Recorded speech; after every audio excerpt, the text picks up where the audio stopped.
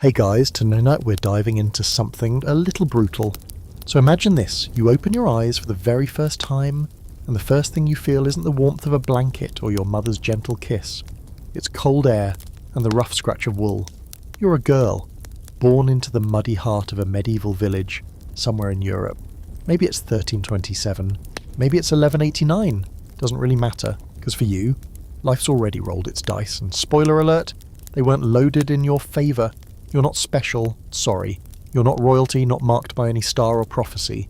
You're just a daughter born to a poor farmer who already has 6 mouths to feed and 2 goats that produce more value than you ever will. At least that's what they think. And you know what? They're not even being cruel, just practical. Because to them, you're not really a person. You're a future dowry, a womb in waiting, a bargaining chip. And yes, you're adorable now, chubby cheeks, wide eyes. But give it a few years and you'll be washing clothes in the river with frostbitten fingers, praying your period doesn't come during church. So before you get comfortable, take a moment to like the video and subscribe. But only if you genuinely enjoy what I do here. Also, let me know where you're watching from, what city and what time is it right now. I always imagine some of you curled up with headphones on, in bed, fan humming in the background. Maybe that's Houston, yeah. Now dim the lights, maybe turn on a fan for that soft background hum, and let's ease into tonight's journey together. You start your life in what's basically a mud and stick cottage with a thatched roof. The floor is just earth, like dirt, hard-packed and damp. There's a hole in the wall for a window, maybe covered with stretched pig bladder if you're lucky. It's cold, always cold, and smoky, because there's no chimney. Just a fire pit in the centre of the room where your mother cooks stew that tastes faintly of ash and desperation. Every morning you wake up to the sound of roosters and your father yelling at your older brothers to get out to the fields. Eventually that'll be you too. Not yelling, working. Your mother is tired. You don't remember a time when she wasn't. Her hands are like bark, and her back curves like a half moon from years of hauling water and bending over fire.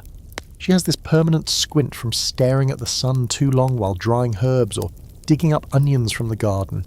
She's probably had a dozen pregnancies, but only half of you survive, and that's just how it goes. Oh, and you're filthy, constantly. Bathing isn't a regular thing, it's more of a when absolutely necessary activity, usually once or twice a year. You don't even have your own clothes, just hand-me-downs that hang off your frame like wet sacks. There's lice, of course, you pick at your scalp until it scabs. You get used to the itch. And fleas? Forget it. They're practically roommates. Food? It's not glamorous. You eat whatever's available, barley bread, watery pottage, that soup without the fun parts, onions, and maybe the occasional egg if one of the hens isn't being stubborn. Meat is rare unless something dies, like really dies naturally or from bad luck. And fruit? Only in season, and only if the squirrels haven't gotten there first. But here's the kicker. You're probably not going to make it to adulthood. Half of all the children in the medieval period die before reaching puberty. There's no antibiotics, no vaccines, no clean water, and not even a whisper of modern sanitation. You catch a fever? That could be the end. An infected splinter? Yep, fatal. And if you do manage to grow up, it's not like things suddenly get better. In fact, this is the easy part. There's no privacy. You sleep shoulder to shoulder with your family on straw that's full of bugs, probably near the animals if it's winter. You share everything, food, space, sickness, lice. Your chores start young, gathering firewood, helping with the garden, fetching water in heavy wooden buckets from a stream that cows also poop in. Your dolls, if you even have one, are made of rags or sticks, no frills, just whatever's lying around. Your world is maybe 5 miles wide, if that. Most people never travel farther than the nearest market town, and even that's an event. There's no school, no books, no toys. If you ever learn anything outside of your daily survival tasks, it's from the local priest, who's not particularly invested in teaching a little girl how to read when he thinks your job is just to obey, marry, and repent. Now here's your first historical fact. The concept of childhood as a protected time didn't exist. Once you were strong enough to work, you were working. Little girls spun wool, made cheese, helped in the fields, and took care of younger siblings. No one thought twice about a 10-year-old handling a scythe. And for something fringe, there's some evidence that in certain isolated villages, midwives or women herbalists were revered almost like local witches, not always in a bad way. They delivered babies, brewed healing teas, and had practical knowledge of medicine. They were also walking a fine line, respected but feared, and often the first to get blamed when things went wrong. Now for the scholarly debate. Historians still argue over how much agency peasant women actually had. Some sources suggest they were passive victims of the patriarchy, while others argue they had more influence within their households than we give them credit for, managing budgets, running farms alone when husbands were away, even acting as witnesses in court, rare but possible. The truth, as usual, is probably somewhere in the mess between. But back to you. Right now you're 5, maybe 6. You're already learning not to speak unless spoken to. You notice how your brothers are allowed to wander off, to play in the fields longer, to be rough and loud. You're already being taught to shrink yourself. You learn to curtsy, to say yes, father, and yes, mother, and keep your hands busy. You don't complain. That's not safe. Girls who complain get labelled difficult, and difficult girls don't get husbands. And girls without husbands? We'll get there. For now, you curl into the straw next to your sisters, the scent of smoke and sweat thick in your nose, and you close your eyes. You're tired, always tired, but you don't dream of princes. You dream of warm bread, dry clothes, and maybe, just maybe, not bleeding to death before you're 14. You hit puberty and everything shifts. Not gradually, like in some soft modern way, but with a jarring, skin-deep intensity. One day you're a child helping stir the pottage, and the next, your body betrays you. Your chest starts to ache and swell, your hips widen, and blood suddenly arrives once a month with the consistency and drama of a full-on disaster. No one explains it. Your mother just hands you some rags and gives you a look that says, "Welcome to the misery club." There's no talk of cycles or self-care. You're a woman now, which means you're eligible for ownership. Here's the twisted reality check. The second your body shows the tiniest signs of childbearing capacity, you're on the market. Forget sweet 16s or romantic crushes, you're about to be married. Or more accurately, you're about to be assigned. Your father's already been in discussions with a neighbouring farmer or maybe a distant cousin. It depends on who has pigs to offer or who owes whom what. You don't get a say. Your feelings, not part of the equation. You are a transaction, and the price is measured in land, livestock and leverage. You're probably 12, maybe 13, and if that number seems horrifying, congratulations, you're still thinking like a modern person. In your world, a girl who bleeds is a girl who breeds, and that's her primary function. You might have wanted more. Maybe you dreamed of becoming a healer, or learning letters from the dusty old friar, but dreams are luxuries. No one has time for that nonsense when there are alliances to forge and grandchildren to start producing. On your wedding day, you don't wear white, you don't smile, you wear the best clothes your family owns, which isn't saying much, and you stand awkwardly beside your new husband, who is probably twice your age. He smells like old sweat and stale onions, and his hands are like cracked leather.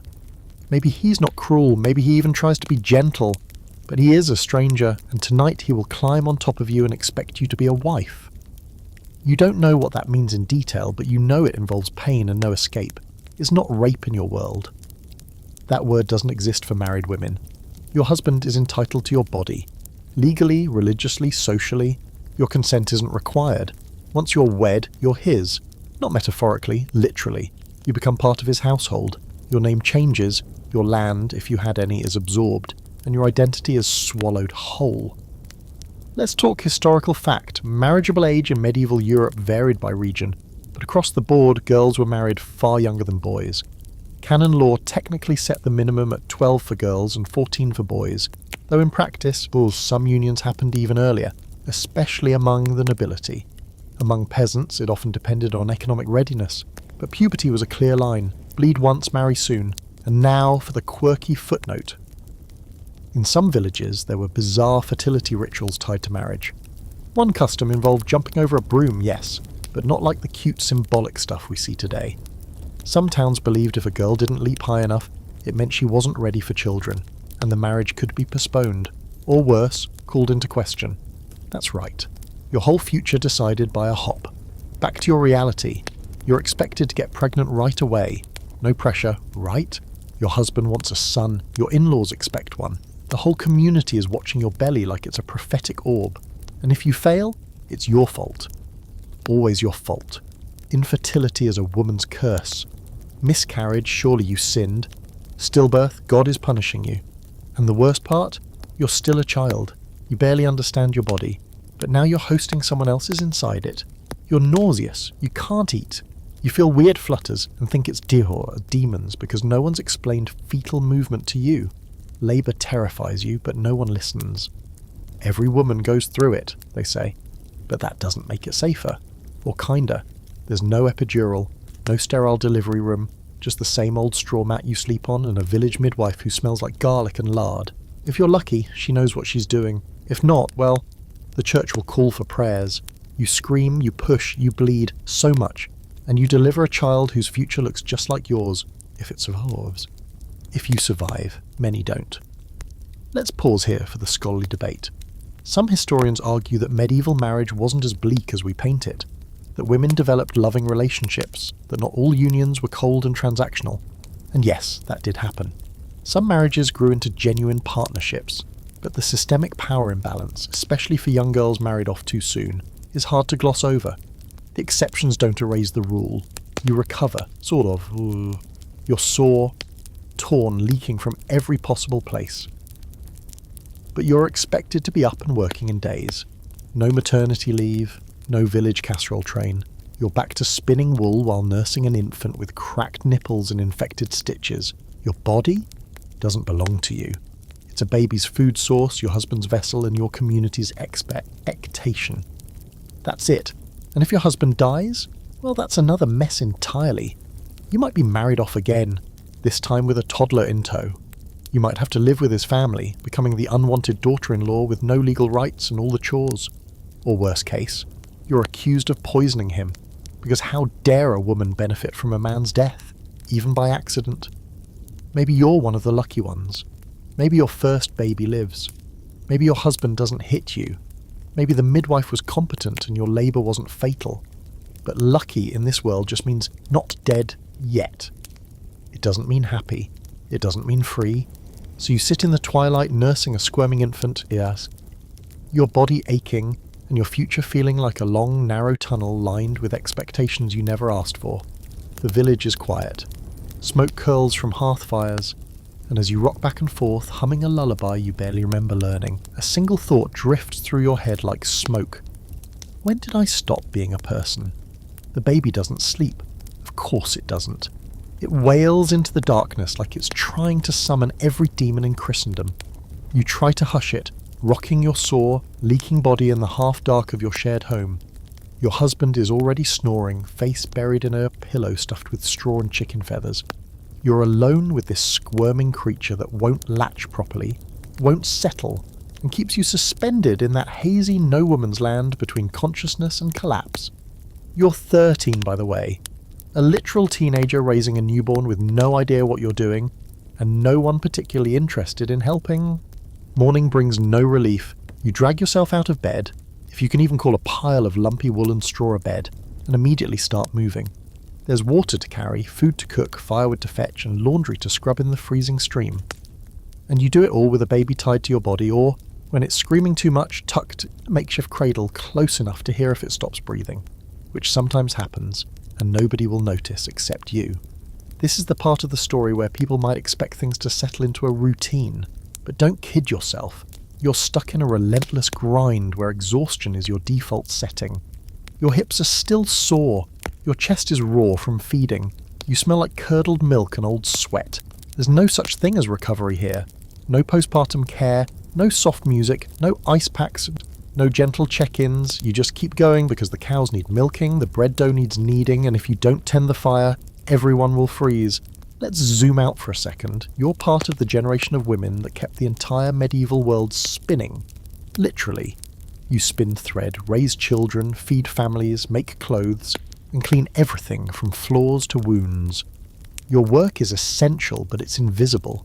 You don't get praised for your labour, you get expected. And if something goes wrong, if the child dies, if the bread burns, if the husband's dissatisfied, that's on you. Here's a historical fact that might sting a little. Medieval law codes in parts of Europe classified a woman's legal identity through her husband. A married woman, a femme covert as English common law would call her, had no separate existence. She couldn't own property, couldn't sign contracts, and couldn't even be held fully responsible for crimes unless her husband was involved. You were a legal extension of his person, like an extra arm, but less useful. And now for the quirky bit. In some areas, young brides were subjected to what was called a bedding ceremony. It's exactly what it sounds like. The entire wedding party would escort you and your husband to the marriage bed, sometimes with torches and prayers, sometimes with crass jokes and singing.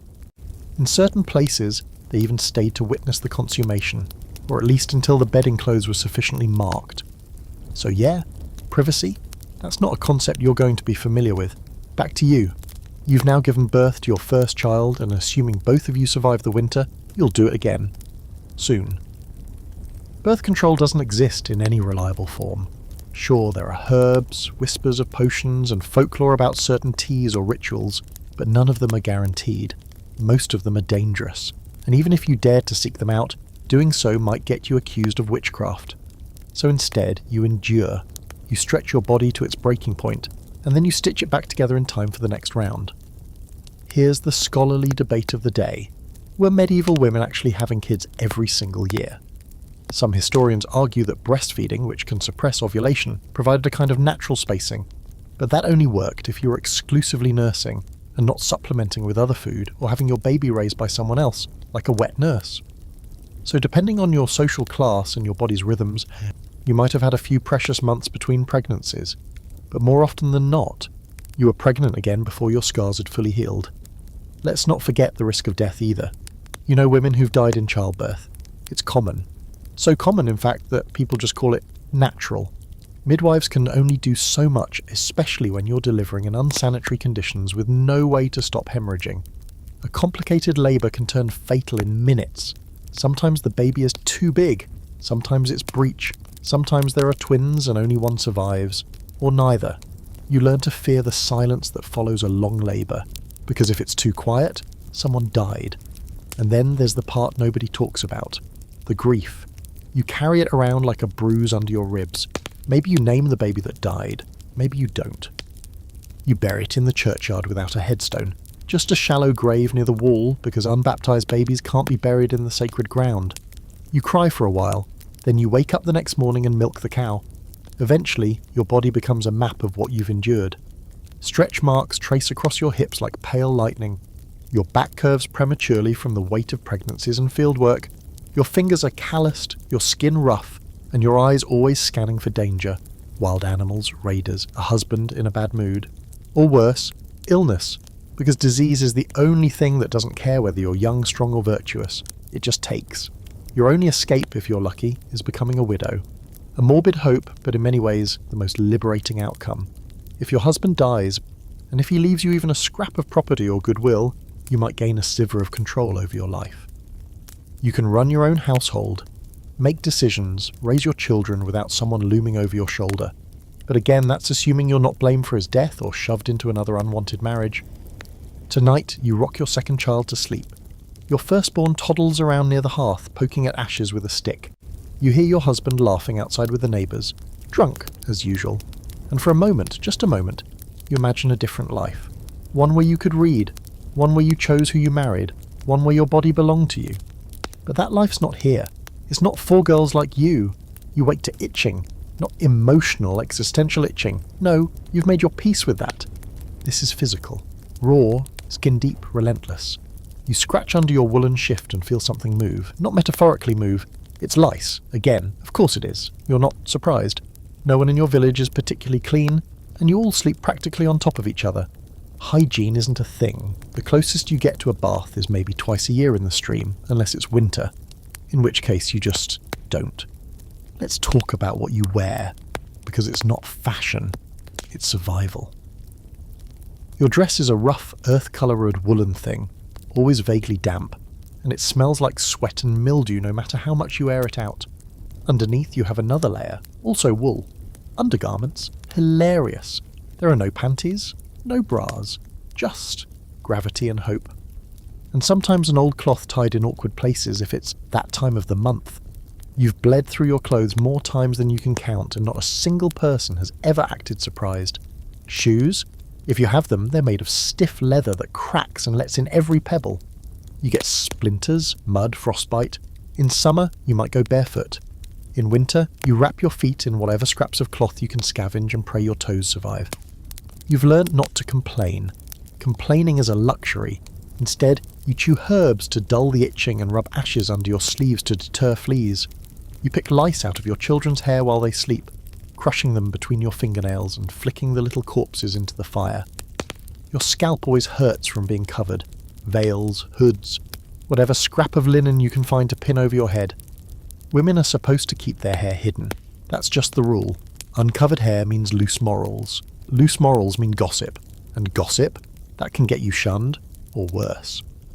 Let's pause for a moment and hit you with a historical fact. The average medieval person owned maybe 2 or 3 outfits total. Fabric was expensive, labour-intensive, and time-consuming to produce. Clothing wasn't about self-expression. It was about modesty, function, and above all, warmth. If you were lucky, your best tunic might be dyed with plant matter, a dull green or brown, but nothing fancy. Bright colours were for the rich, or for saints in stained glass. Now for a quirky fringe detail. In some parts of Europe, women used crushed beetles and lye to try to remove body hair.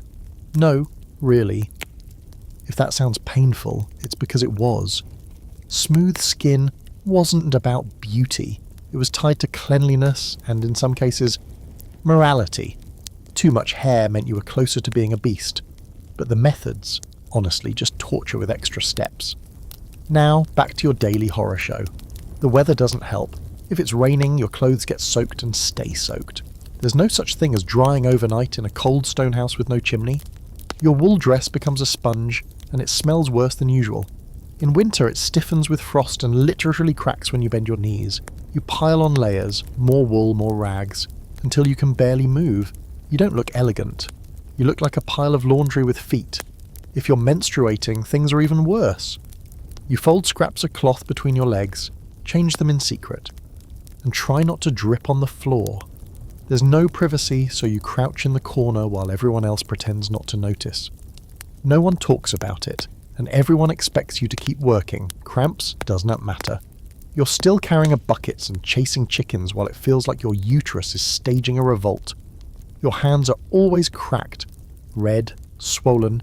You wash them in icy water that makes your bones ache, and there's no soap, just ashes, maybe a handful of herbs if you're lucky. Your fingernails are dark with dirt no matter how much you scrub. But it's not just about cleanliness. You care because you have to. You're expected to look somewhat presentable, especially when going to church or hosting guests, even if those guests are just your neighbour's goat and his passive-aggressive wife. Meanwhile, men? They're not exactly strolling around in silk robes, but their lives don't revolve around trying to stay clean and respectable while bleeding, breastfeeding, and dodging lice. If your husband gets dirty, it's fine. He's a man, he works in the fields. If you get dirty, it's seen as laziness or slovenliness, and that can lead to judgment, and judgment leads to whispers. And whispers, well, we've got about 25 more sections to get to that particular disaster spiral. Let's hit the scholarly debate. Some historians argue that medieval people weren't as filthy as we tend to think. They did bathe, especially in public bathhouses, at least until the church clamped down on those for being sinful dens of nudity. In cities, there were even regulations for clean water and public fountains, but for a rural woman like you, that's academic theory. In practice, you're just trying not to stink too much while your boots rot off your feet. You try to feel pride in your appearance. Maybe you wear a braided belt or pin a sprig of dried lavender near your neckline. Small touches, they help you feel like someone, not just a wife or a mother or a breeder, but a person. You catch your reflection in the surface of a water basin, and for a second, you don't even recognize yourself. Sunburned nose, hollow cheeks, hairline retreating from stress. Who is that? But there's no time to dwell. Your oldest child has lice again. Your middle child is coughing up something chunky. Your youngest is teething and biting anything within reach, including your nipple. You grab your ragged shawl, pin up your hair as best you can, and trudge out to collect water. Again. Mud squelches around your ankles. A rat scurries past. You swat at a gnat cloud hovering above a dead chicken someone still hasn't buried.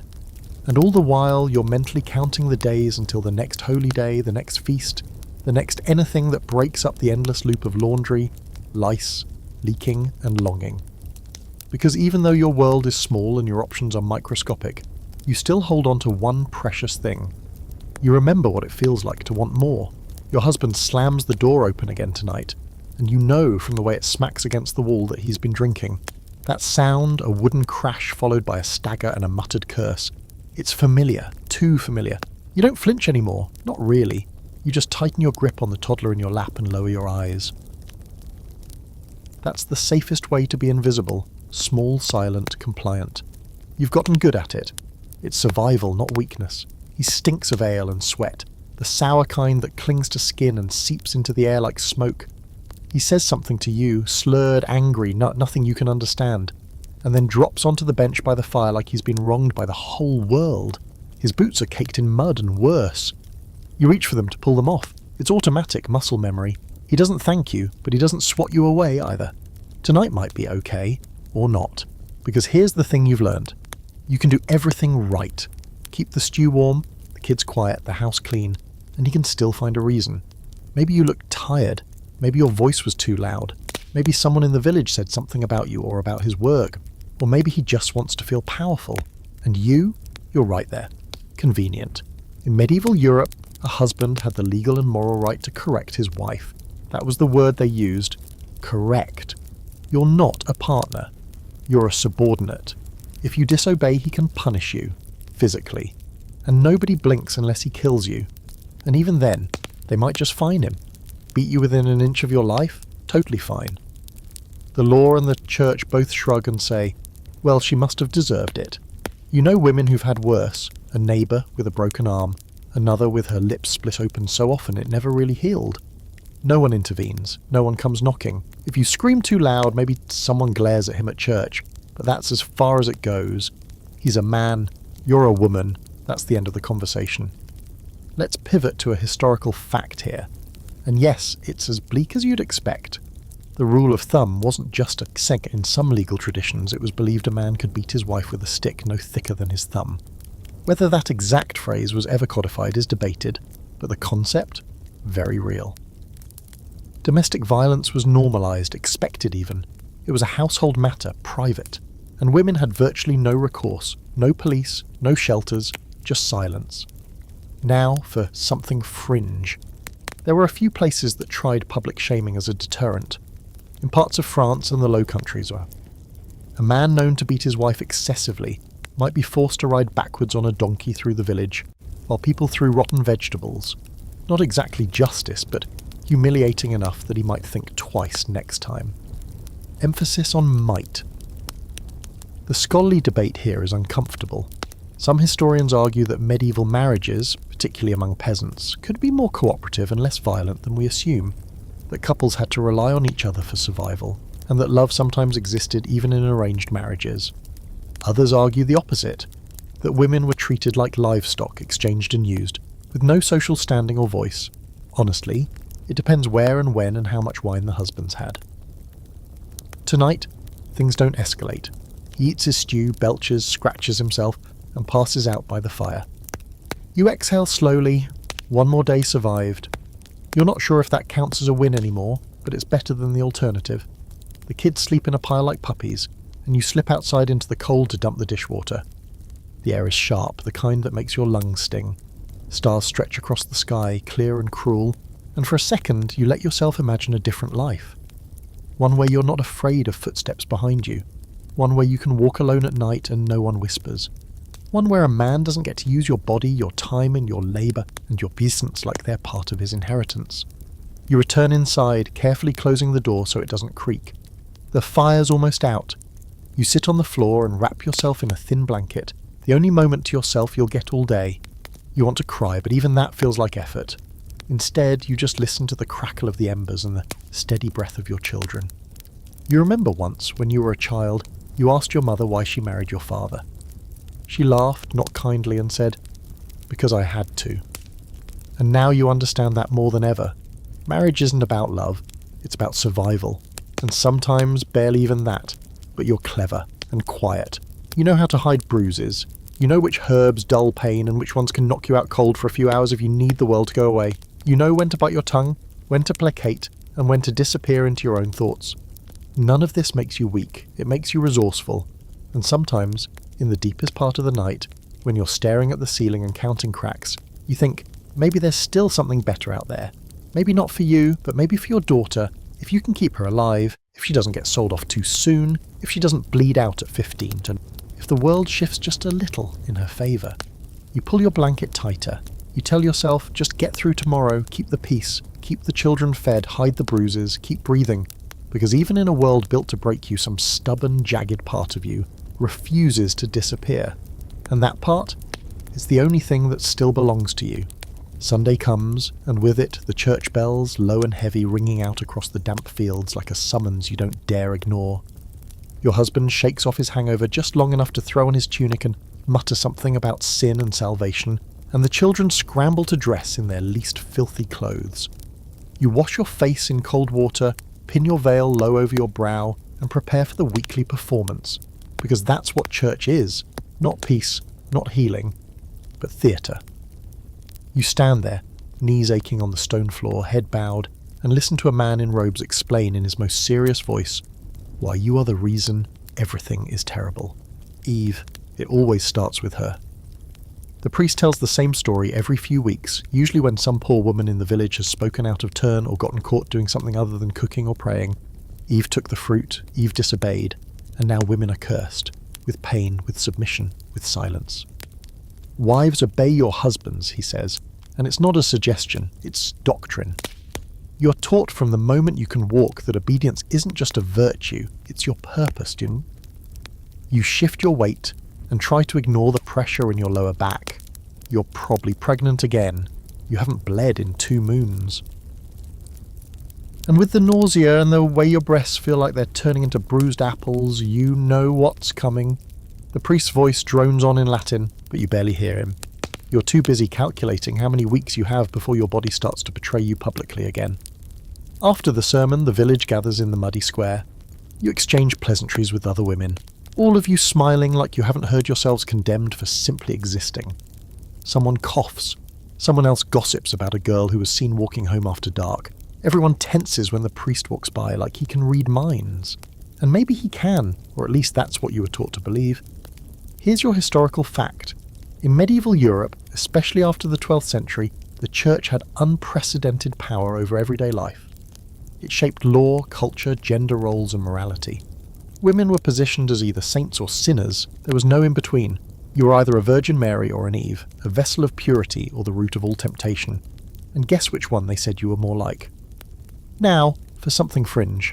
In some pockets of Europe, there were sin-eaters, people hired to symbolically take on the sins of the dead by eating food left on their body.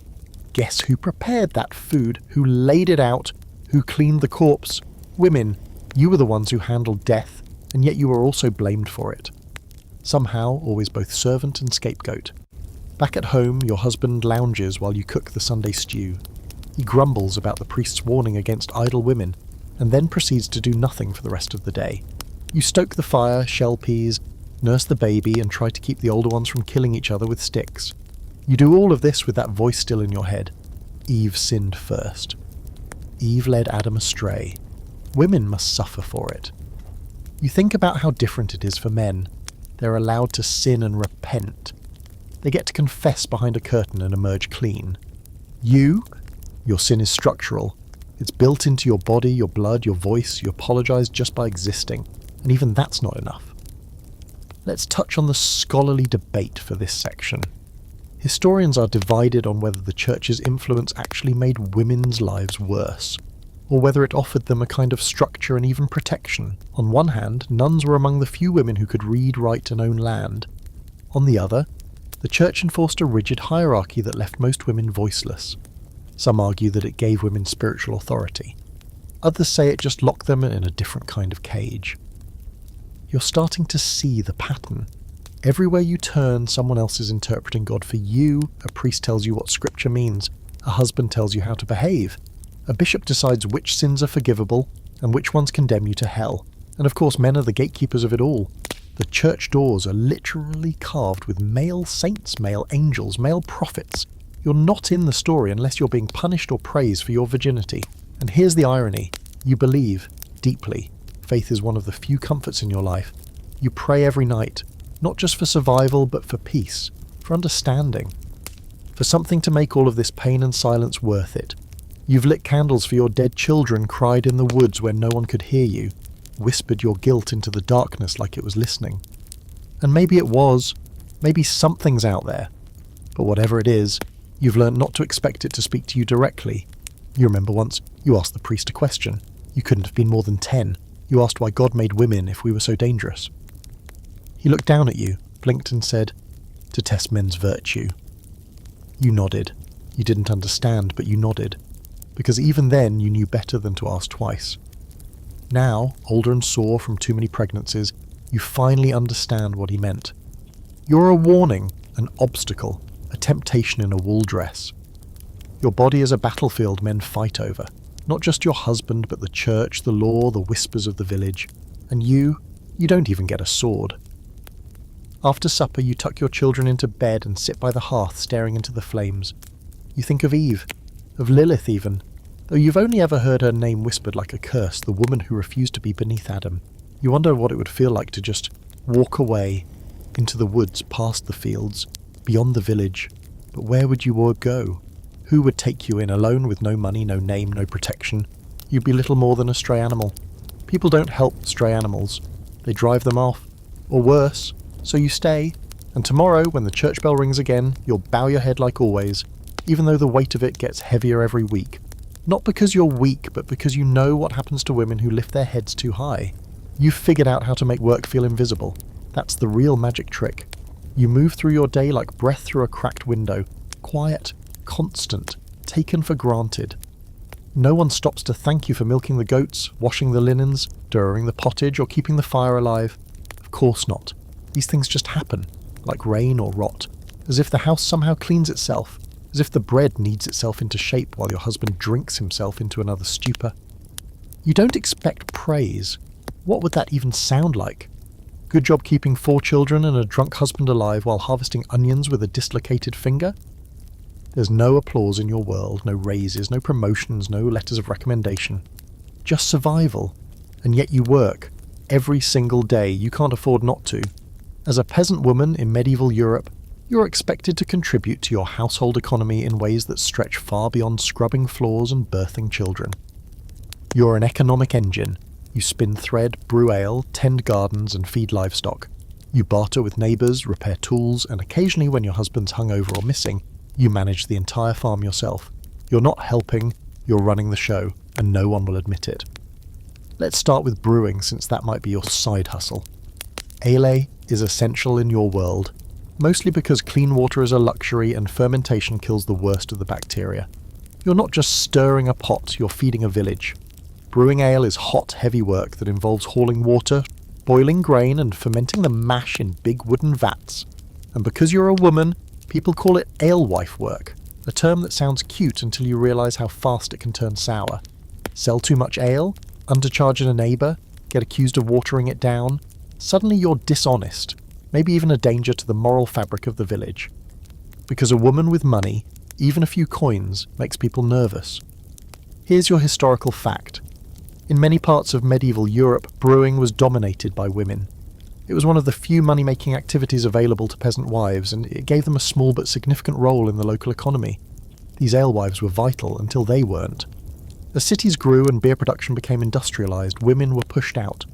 Male brewers took over, and suddenly the same skills that kept your family alive were labelled unprofessional. Let's toss in a quirky detail for fun. In some towns, alewives were required to hang a broom over their door to indicate they had fresh brew for sale. Yep, a literal broomstick. So if you've ever wondered where the whole witch on a broom thing started, well, there's your slippery cultural crossover. A woman selling beer.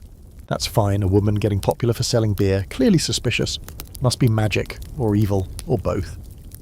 Speaking of evil, let's talk about spinning. Not metaphorically, though your head is probably doing that already. No, spinning actual thread. You do it constantly. Any free moment, your hands are twisting wool into usable fibre. You spin while walking, while minding the kids, while half listening to your husband mumble about taxes. The spindle is your companion, your burden, your badge of womanhood.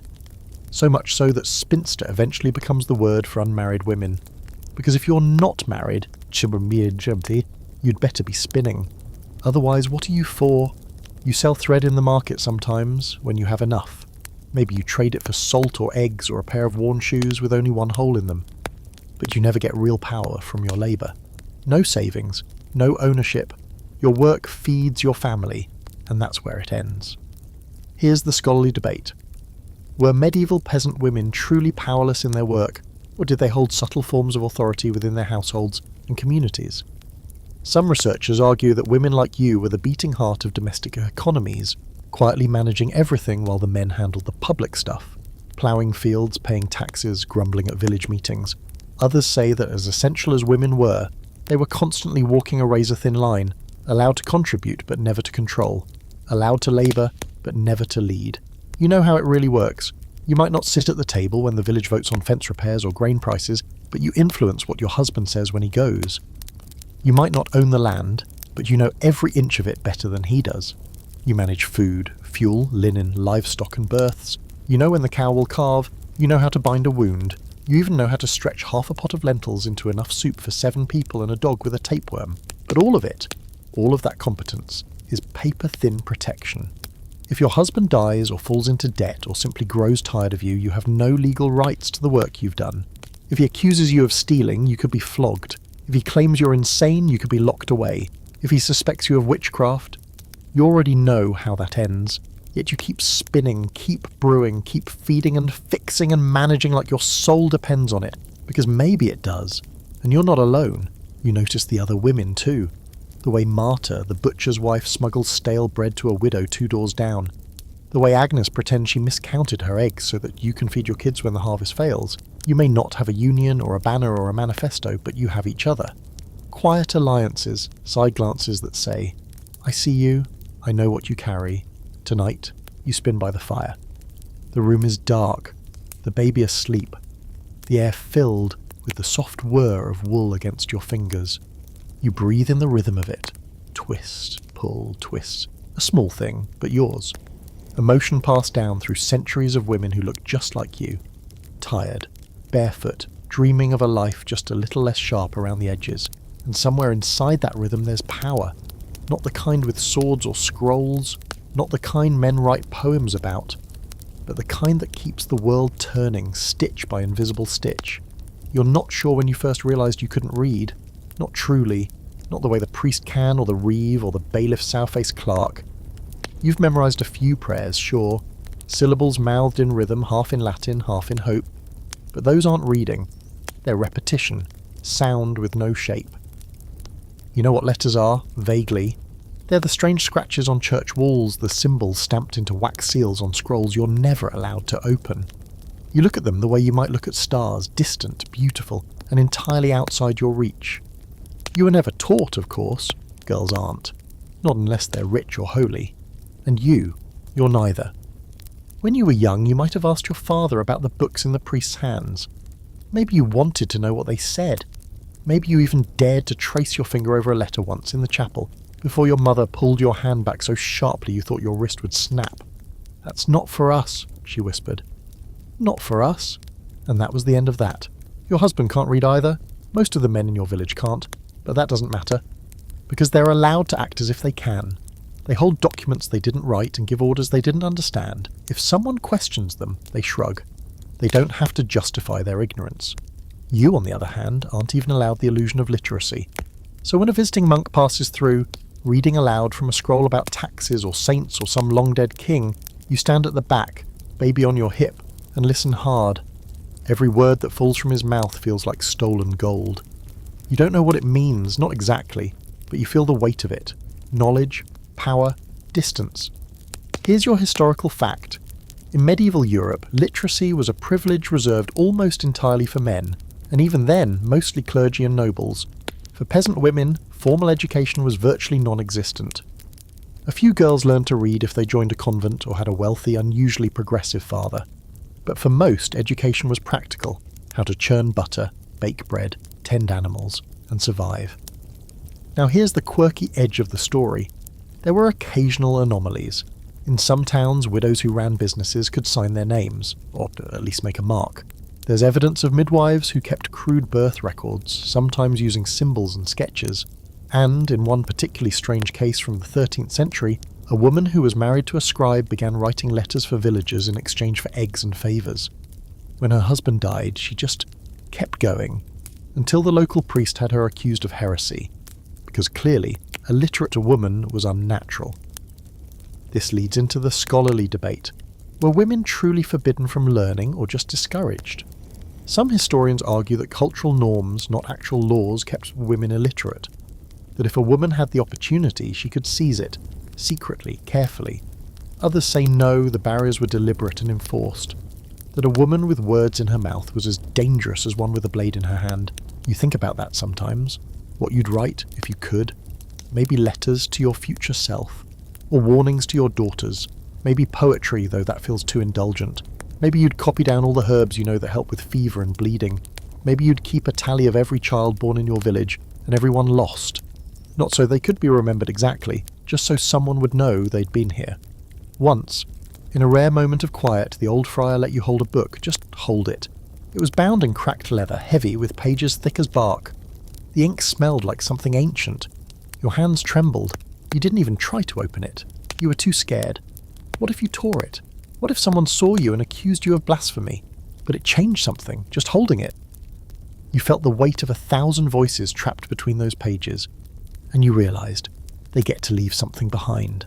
The monks, the lords, the clerks. Their thoughts are preserved. Yours disappear the moment your body does. You teach your daughters little things, how to count by laying out sticks, how to remember herbs by their smell, how to match sounds to shapes, just a few, carved in dirt with a stick. You do it quietly, never near the church. Never when your husband's around. You tell them it's a game, but it's not, it's insurance. A whisper of resistance. One day your eldest daughter asks what your name looks like when written down. You blink. No one's ever asked you that. You've never seen it. Not once. So you guess. You trace a shape in the mud. She copies it, giggling, her fingers smudging the lines. It's probably wrong. Doesn't matter. It's yours. And it exists now, if only for a second. You wonder what it would be like to keep a book of your own. To write down every injustice, every small joy, every strange dream. You'd hide it beneath the floorboards or in a sealed jar buried under the garden. A secret archive. The unrecorded history of your life. Because here's the bitter truth. If no one writes your story, it doesn't exist. And people like you, poor, female, voiceless, are erased before they're even acknowledged. History remembers kings, not milkmaids, scribes, not spinners. Even saints are remembered only if men say they're holy. So you hold on to words even if you can't write them. You speak softly into the ears of your children, stringing together stories and names, passing them down like recipes. You refuse to let your life be invisible, even if no parchment ever holds your name. And when the wind rustles the leaves, or the fire cracks in a strange rhythm, you let yourself pretend that somewhere, somehow, the words you never got to write are still floating out there, untethered, defiant, and entirely yours. It's happening again. That slow creeping heat in your belly, the heaviness in your chest, that familiar tug of fatigue wrapped in something sharper, like your body is slowly turning against you. You pull away from the others, slip behind the house, squat in the tall grass, and there it is. Blood.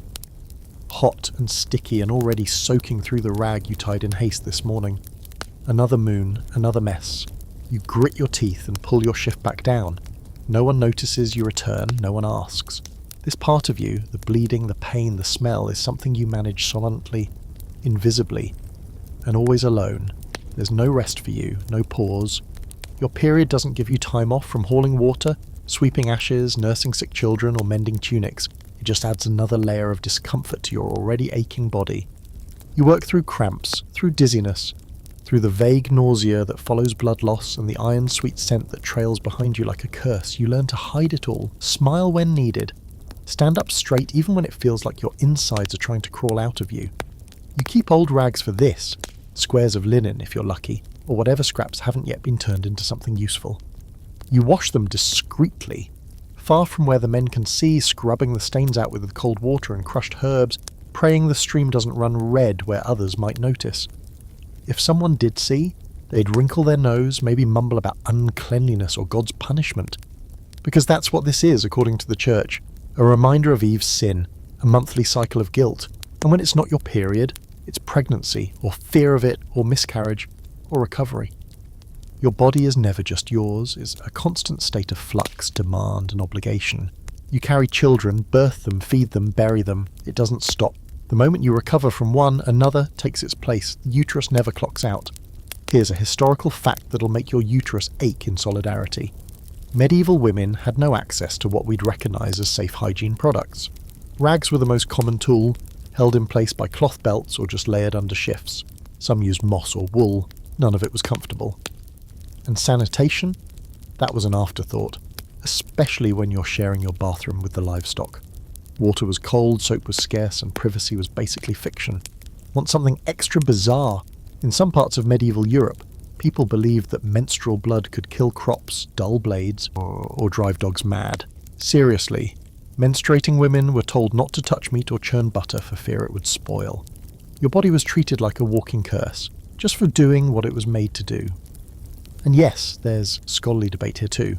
Some historians suggest that menstrual stigma in medieval Europe wasn't quite as harsh as we assume, that peasant communities may have been more matter-of-fact about it than church records let on. Others say the shame was very real, reinforced by the religious texts and superstition. The truth probably sits somewhere in the uncomfortable middle, depending on where you lived and how loudly the priest preached that week. You get used to being called unclean, not directly of course, not out loud, but it's there in the way people talk around you, in the rules that say you shouldn't enter sacred spaces when you're bleeding, in the avoidance, the discomfort, the pseudonyme.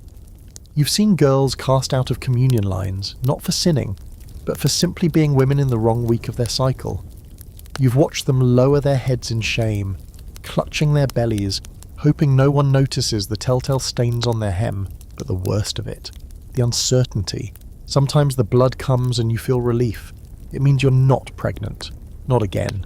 Other times it comes too late, or too early, or doesn't stop at all. You've known women who bled for weeks, slowly, painfully, until they slipped away in their sleep and were buried before anyone figured out what went wrong. There are no diagnoses here, no names for endometriosis or miscarriage or sepsis, just whispers. She was sick. She didn't eat. God took her. Tonight, as you sit by the fire, the heat of your bleeding belly tucked behind your quiet smile, you fold more rags. One for now, one for later, one just in case. You boil them when you can, boiling being the only thing you vaguely understand as cleaning. And even then, the pot smells sour and the steam rises like something out of a curse. You wait until the others are asleep to tend to yourself. You never rest until everyone else is resting. Sometimes you dream about a world where you could say, "I'm in pain," and someone would just believe you. Not tell you to keep working, not accuse you of exaggeration, not treat you like a liability. Just a simple "I believe you" and maybe a soft place to lie down. But instead you keep moving, because the animals need feeding. The baby is stirring. The fire's dying down. You press a fresh cloth between your legs, cinch the belt tight and stand. It feels like someone's twisted a rope inside your gut, but you don't let it show. You've mastered the art of pretending pain doesn't exist. It's part of the uniform. And when the cramping becomes unbearable, when the blood soaks through the last of your clean rags, you crouch in the dark and mutter half-remembered prayers. Not for forgiveness. You've done nothing wrong, just for rest. Just for peace. Just for one single night without this dull, heavy reminder that your body, no matter how strong or steady or capable, is still seen as flawed, still blamed, still punished. You lie down at last, sore and still bleeding. You curl up on your straw mat with a stained cloth pressed between your thighs and your heart beating like a soft drum against your ribs. The baby's breath is warm on your shoulder. The fire hisses. You close your eyes and try not to think about the next cycle, the next pregnancy, the next sleepless night. You just focus on breathing, because for now it's the only thing that doesn't hurt. You're collecting herbs just outside the village, hunched beneath the shade of a bent willow, your fingers brushing through the long grass with the quiet confidence of someone who knows exactly what she's looking for. Mugwort, chamomile, a little rue if it hasn't been trampled by goats again. You're not out here for leisure, there is no such thing, but because one of your neighbours is coughing blood and another has a swelling behind her ear that smells like rot. You've seen this before, you've smelled this before, you know what's coming, and you know that the healer won't arrive in time, if one comes at all. So it falls to you, again. You're not a trained midwife, not officially, not allowed to call yourself anything more than helpful. But people know where to go when the blood won't stop, or the fever won't break, or the baby won't turn. They come to you, quietly in the dark, with shame in their eyes and desperation in their hands. And you help them. Not because it earns you anything, except maybe suspicion, but because someone has to. You learned these remedies from your mother, who learned them from her mother. Boiled nettle for strength, dried raspberry leaf for birth pains, willow bark for fever. They aren't cures, but they're better than nothing, and better than what passes for medicine from most village men. A leech, a prayer, and a sore. But here's the price. People talk. Not to your face, never directly, but they whisper. They wonder aloud why you're always the one with dried herbs tucked in your apron, why you spend so much time alone in the woods. They joke too loudly that you must talk to the spirits, that you must know things, and in a world where knowledge is only safe in male hands, a knowing woman is a dangerous woman. Here's a historical fact for you. Using herbs for healing was incredibly common among medieval women, particularly in rural communities. In fact, female healers made up a huge portion of practical medical care for the lower classes. The problem? The moment that knowledge threatened church authority or male-dominated medicine, it became suspect. What was once care became sorcery. What was once experience became evidence. Let's take a step sideways into the weird, because this next part, it's so fringe it feels like fiction, but it's real. In some medieval trial records, women were accused of witchcraft for dreaming about plants. Yes, dreaming. A woman who dreamed of belladonna or henbane, both powerful herbs, was seen as consorting with demons. Never mind that she might have used those plants to ease a mother's pain during a breached birth. Never mind that she might have saved lives. If her dreams wandered in the wrong direction, she could be tied to a stake. There's an ongoing scholarly debate about whether medieval witch trials were truly about religion or more about control. Of women, of the poor, of the different. Some argue they were less about belief in actual witchcraft and more a tool to crush anyone who disrupted the fragile social order. Others believe the fear was real, deep, irrational, and rooted in a genuine terror of female autonomy. Either way, one thing's certain, it wasn't safe to be skilled. Not if you were a woman. You walk back to your house, your arms full of green stems and yellow flowers, and you keep your eyes down. A boy throws a rock at a crow, misses, and laughs. A woman nods at you, but doesn't speak. The priest watches you from the edge of the chapel, his lips tight. You're used to it. They'll need you eventually. That night you brew tea for a young girl with shaking hands and two wide eyes. She's bleeding more than she should be after a stillbirth. Her mother brought her to you, saying nothing. Just placing the girl's cold hand in yours and looking away. You know this kind of blood. You know how fast it can drown a body from the inside out. You crush yarrow and shepherd's purse between your fingers, pour boiling water over the leaves and pray. Not to saints, not to the God who left women like this with no help, but to the women who came before you. The ones who knew what to do. You sit with her all night, hold her hand, change her soaked cloths, whisper stories about herbs and healing when she starts to drift. And when the bleeding finally slows and her breath steadies, you weep, quietly, because you didn't lose her, not tonight. You know not all nights will end like this. You've lost others, held them as their blood turned cold, as their eyes stopped focusing, as the weight of what you couldn't do sank into your bones. You never stop carrying those losses. They live behind your ribs, pressed into the same space as your memory of every child who never drew breath, every woman who didn't rise from the straw mat, every mother who screamed your name before her last push.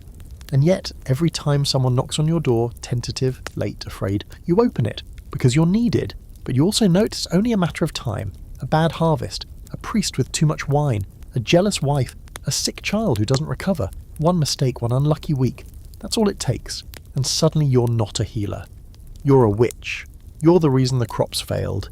You're why the storm came early. You're the devil's bride in muddy boots and an apron full of roots. So you stay quiet. You don't call yourself anything. You let others speak for you when it's convenient.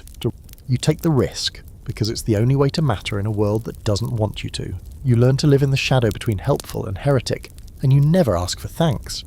You just hope each day that the thanks doesn't come in the form of firewood and a rope, because the line between wise woman and witch is thinner than a strand of spider silk, and you've got dirt under your nails and a head full of dangerous knowledge, and you intend to keep both. You always assumed that being born into nobility would change everything, that if your shift was silk instead of scratchy wool, if your fingers were soft instead of calloused, If your food came in courses instead of crusts, you'd somehow be freer.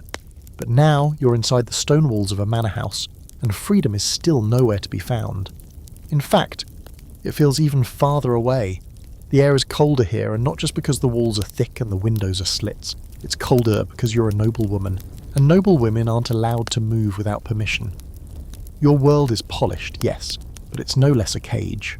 A fancier one, with embroidered curtains and polished pewter, but a cage nonetheless. You wake each morning in a high bed draped with heavy curtains that keep in the warmth, and out the noise.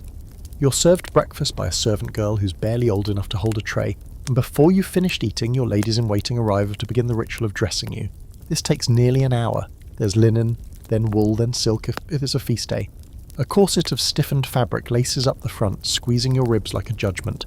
A girdle cinches your waist. Layers of cloth cover every inch of skin.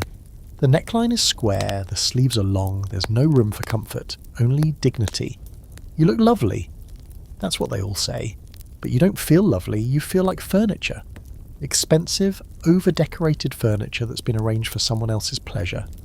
You spend your days sitting, walking in careful circles through the gardens, doing embroidery so fine it could drive you mad.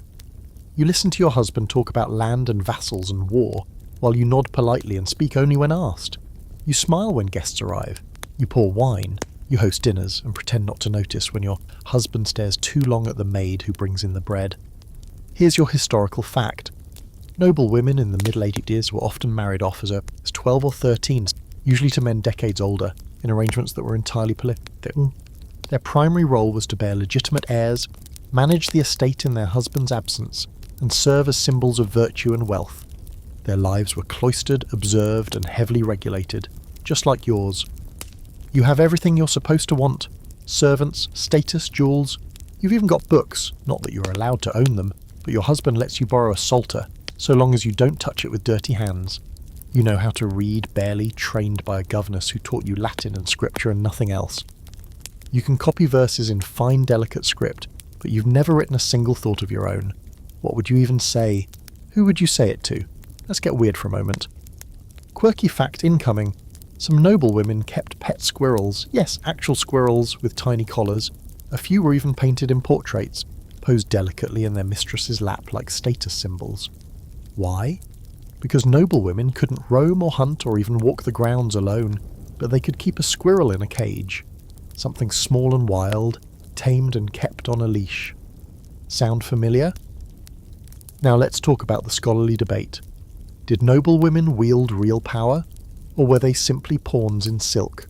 Some argue that they had genuine influence, managing vast estates, advising husbands, even serving as regents during wartime. Others say those moments were exceptions, not rules, and that most noble women lived lives of restricted movement, ritualized behavior, and relentless surveillance. The debate still simmers, but you live it. And it doesn't feel powerful. You walk the manor halls with measured steps, never too fast, never ungraceful. You've learned to hold your face like a mask, soft, pleasant, unreadable. You sit at the window sometimes, watching the peasants in the fields below. They move freely, muddy, loud, chaotic. You envy them, not their poverty, but their space, their noise, their motion. You imagine running barefoot through the trees, just once before the guards catch you and bring you back inside. At meals you eat small bites, carefully chewed. You praise the roast even when it's dry.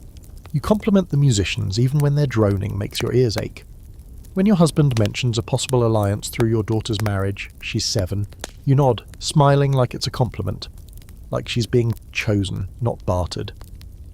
You learn that sound is survival. You keep your voice low, your opinions quieter. You master the art of subtle influence, suggesting things that sound like his ideas, praising him in front of others to keep him predictable. You learn what not to say, which servants can be trusted, which corners of the manor give you 5 precious minutes alone. You learn to listen with your eyes and speak with your posture. Sometimes your husband leaves for war. Those are your best days. You manage the estate in his absence. You keep records, write letters, supervise harvests. You see the numbers, know how the economy of your household really works, and for a while you are in charge. Until he returns, and you step quietly back into his shadow. You're not beaten, not physically, That's too messy for nobles. Your cage is velvet lined. But it is a cage. You weren't raised for freedom. You were raised for display. One day, a letter arrives from your sister, cloistered in a convent up north. Her words are cautious but clear. She writes about the joy of learning, of copying texts, of arguing theology with women who read. You clutch the letter with both hands, feeling something like longing, like hunger. Could that life have been yours? If your dowry had been smaller? If your father had chosen differently? You think about the choices that were never really yours, and you think about your daughter, sitting at your embroidery frame, mimicking your delicate stitches, unaware that every movement is training for the same silent role. You wonder what might happen if you taught her a few things you weren't supposed to know. About the ledgers, about the letters, about when to speak and when to be heard, because maybe you can't leave the cage, but maybe you can leave the door cracked for her. He doesn't knock when he enters. He doesn't have to. It's his house, his land, his food, his bed, and his wife. That last part is you, in case there was any confusion. You're lying in bed when he comes in, arms wrapped around your stomach, sore from a full day of cleaning, kneading, lifting, soothing. You've just managed to drift into a half-sleep when the door creaks, heavy boots on the wooden floor, and then the mattress shifts under his weight. There's no conversation, no question, no, are you awake? Just hands, pressure, weight, a sigh. This is not passion, this is not closeness, this is marriage. And this is your historical reality. Under medieval law and custom, a husband had full rights to his wife's body. Consent wasn't a part of the arrangement, at least not in the way we think of it now. Once married, you were his property, the same way the oxen were his, or the house. You were there for service, household, childbearing, sexual. There was no such thing as marital rape, because rape implied you had the right to refuse in the first place. You didn't. You lie still because you've learnt that resistance just makes it worse. You detach. Think about bread dough, about laundry, about the next feast day when you might get 5 minutes to yourself. When it's over, he turns away, sleeps like a stone, and you lie awake in the dark, belly twisting, wondering if this time you'll get pregnant again. You hope not, but you know how your hopes tend to go. The law is on his side, of course it is. He could beat you, starve you, take your children away, and the court, if you even made it to one, would shrug. A husband correcting his wife was normal, expected. It was even seen as an act of love. Only a neglectful husband would allow his wife to act freely. And here's the weird historical footnote that might just make your skin crawl. In some European jurisdictions, particularly in France and England, a married woman wasn't even considered a legal person. The term was femme covert, literally a covered woman. Covered, that is, by her husband's identity. You couldn't own property. You couldn't enter into contracts. You couldn't sue or be sued. You were, in all legal matters, absorbed into him, like a raindrop into the ocean. There's a scholarly debate here too, though few of them seem to have lived your life. Some argue that in practice, many women wielded influence behind the scenes. They managed households, shaped local politics, whispered into powerful ears. And yes, that's true in some cases. You've seen the sharpness in older women, the quiet way they control their families with a glance, the way a mother can end a marriage arrangement with a single whispered accusation. But none of that changes the structure.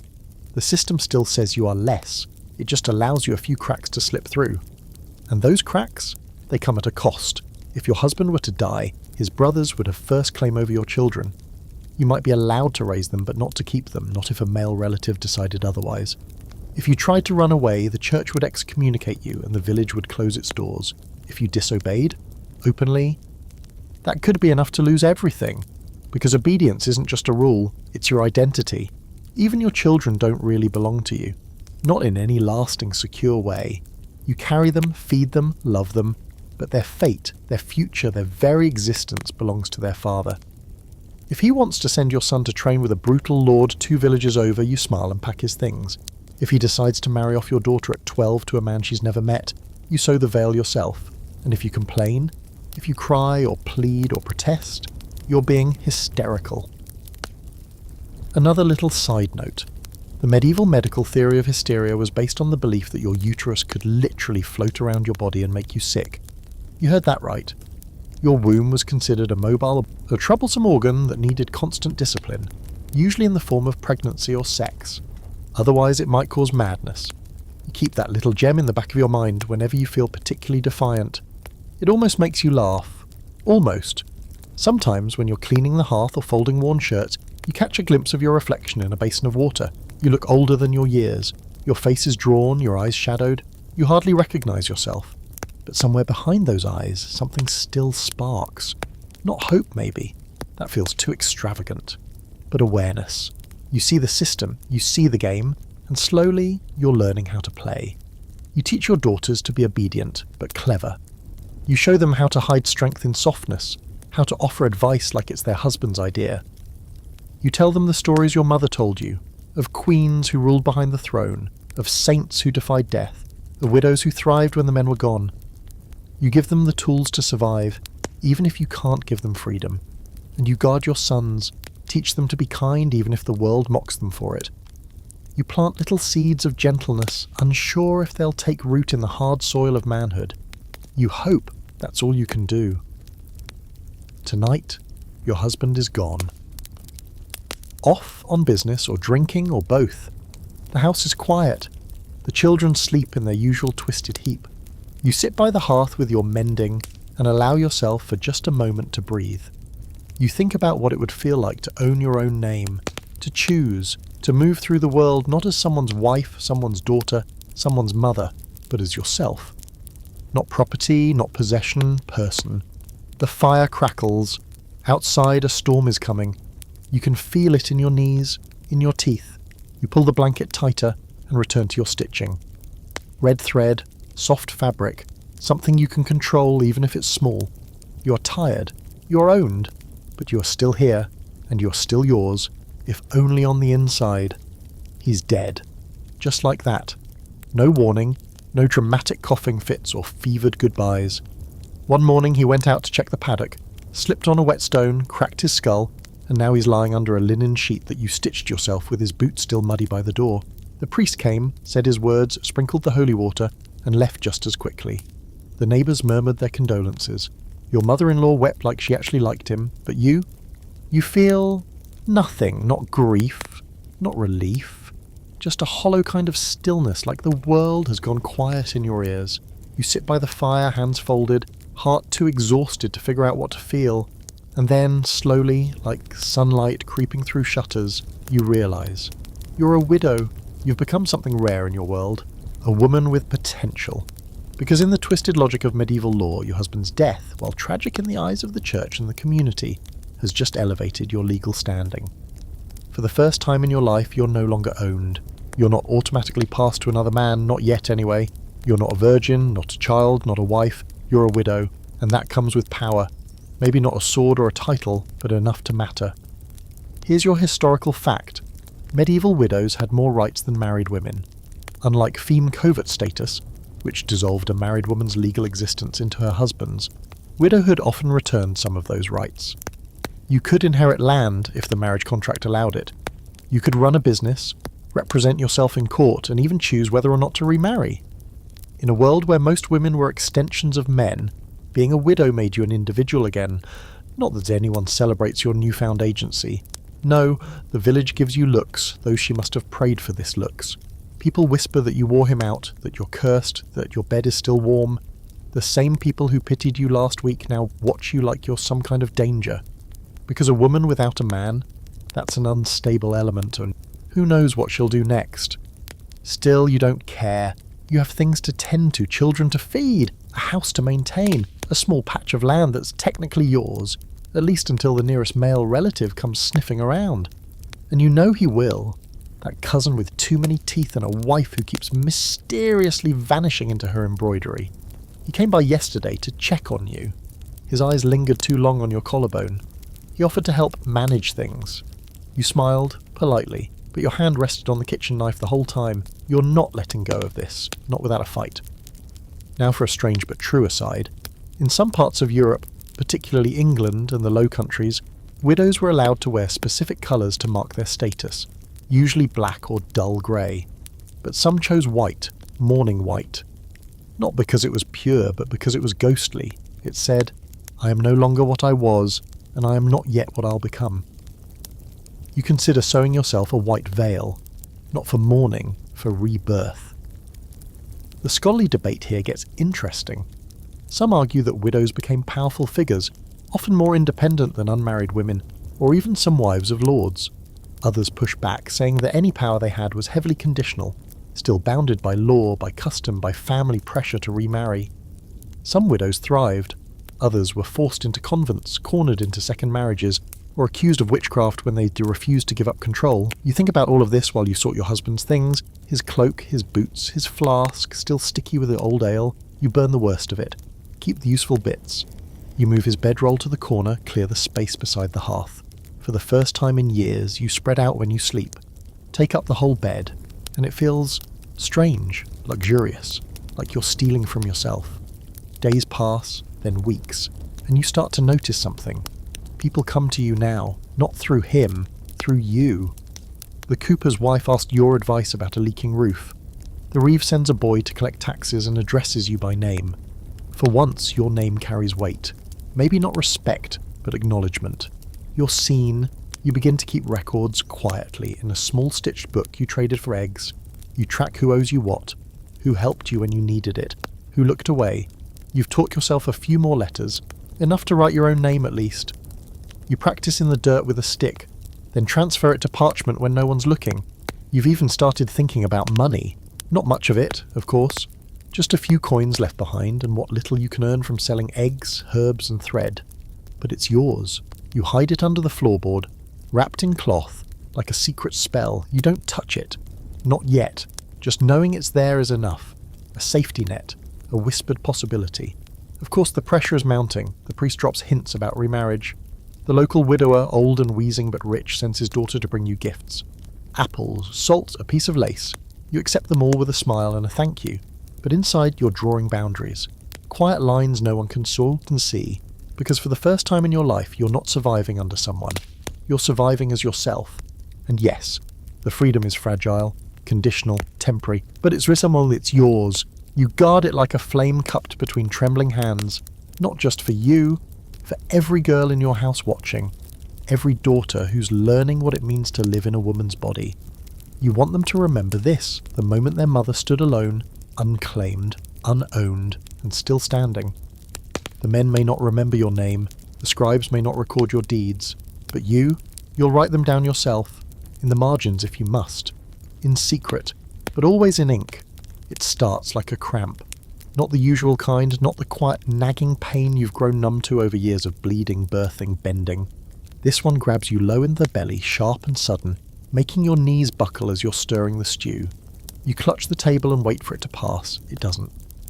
It deepens, radiates, a heat, a pressure, a certainty. You know this feeling, you've felt it before. You are going to give birth. Again. Only this time something's wrong. You send your youngest to fetch the midwife. Run now quickly and lie down on the mat near the hearth, trying not to panic. You breathe in slow, shallow gulps. You focus on the smoke spiralling up into the chimney hole. One breath, another. The firewood crackles. The floor is hard beneath your hips. You can feel the baby shift inside you, but it doesn't feel like before. There's no rhythm, no natural progression, just pain and fear. You've given birth 3 times before, each one different, each one dangerous. Your body remembers every scream, every stretch, every stitch. You've buried one child, the others, by some miracle, still draw breath. But today, you feel the line between this world and the next bending under your weight. The midwife arrives, thank God. She's older, bone-thin, with hands like old bark and eyes that have seen more births than most men see sunrises. She kneels beside you, mutters something reassuring, and lays a hand on your stomach. Her fingers press gently, then pause. Her lips press into a tight line. It's not good. You see it in her face. "Ooh, hi," she murmurs. "Too slow. The baby isn't moving as it should. Your waters haven't broken. There's no bleeding yet, but the tension in her shoulders says she's waiting for it." She calls for towels, hot water, your cleanest rags, not that anything is ever truly clean in your world. Now for your historical fact. Though you're living it more than learning it, medieval childbirth was the most dangerous thing a woman could do. The leading cause of death for women wasn't war or famine or plague, it was childbirth. Without surgical tools, without antiseptics, without antibiotics, even a routine delivery could turn deadly in minutes. Hemorrhage, fever, retained placenta, breech presentation, these weren't complications.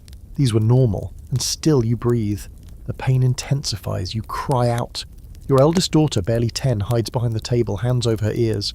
The midwife snaps at her to fetch more rags. The neighbours begin to gather outside. Some offer help, others just wait for the screams to stop, for the midwife to emerge with either a baby or bad news. Either way, it'll be gossip tomorrow. You start to push. The pressure is overwhelming. The world shrinks to the ring of fire in your belly and the hands gripping your thighs. The midwife urges you on, voice calm but urgent. You obey. What else can you do? You're no longer a person. You're a portal, a vessel. You're one breath away from crossing a threshold you may never come back from. The baby is stuck. That much is clear. The midwife inserts her hand, yes, inside you, and you scream. There's no pain relief, no numbing, no mercy. She tries to reposition the child, murmuring her prayers under her breath, mixing Latin with something older, earthier. She tells you to hold on, to breathe, to not die. You try. Now for the weird little fringe detail that lives in the dusty corners of history. There were special birth charms women used in the medieval period, words etched on amulets. Prayers sewn into pillows, crosses made with herbs and salt. Some women drank sacred wine, others clutched relics, bone splinters of saints, or a ribbon said to have touched the Virgin Mary's robe.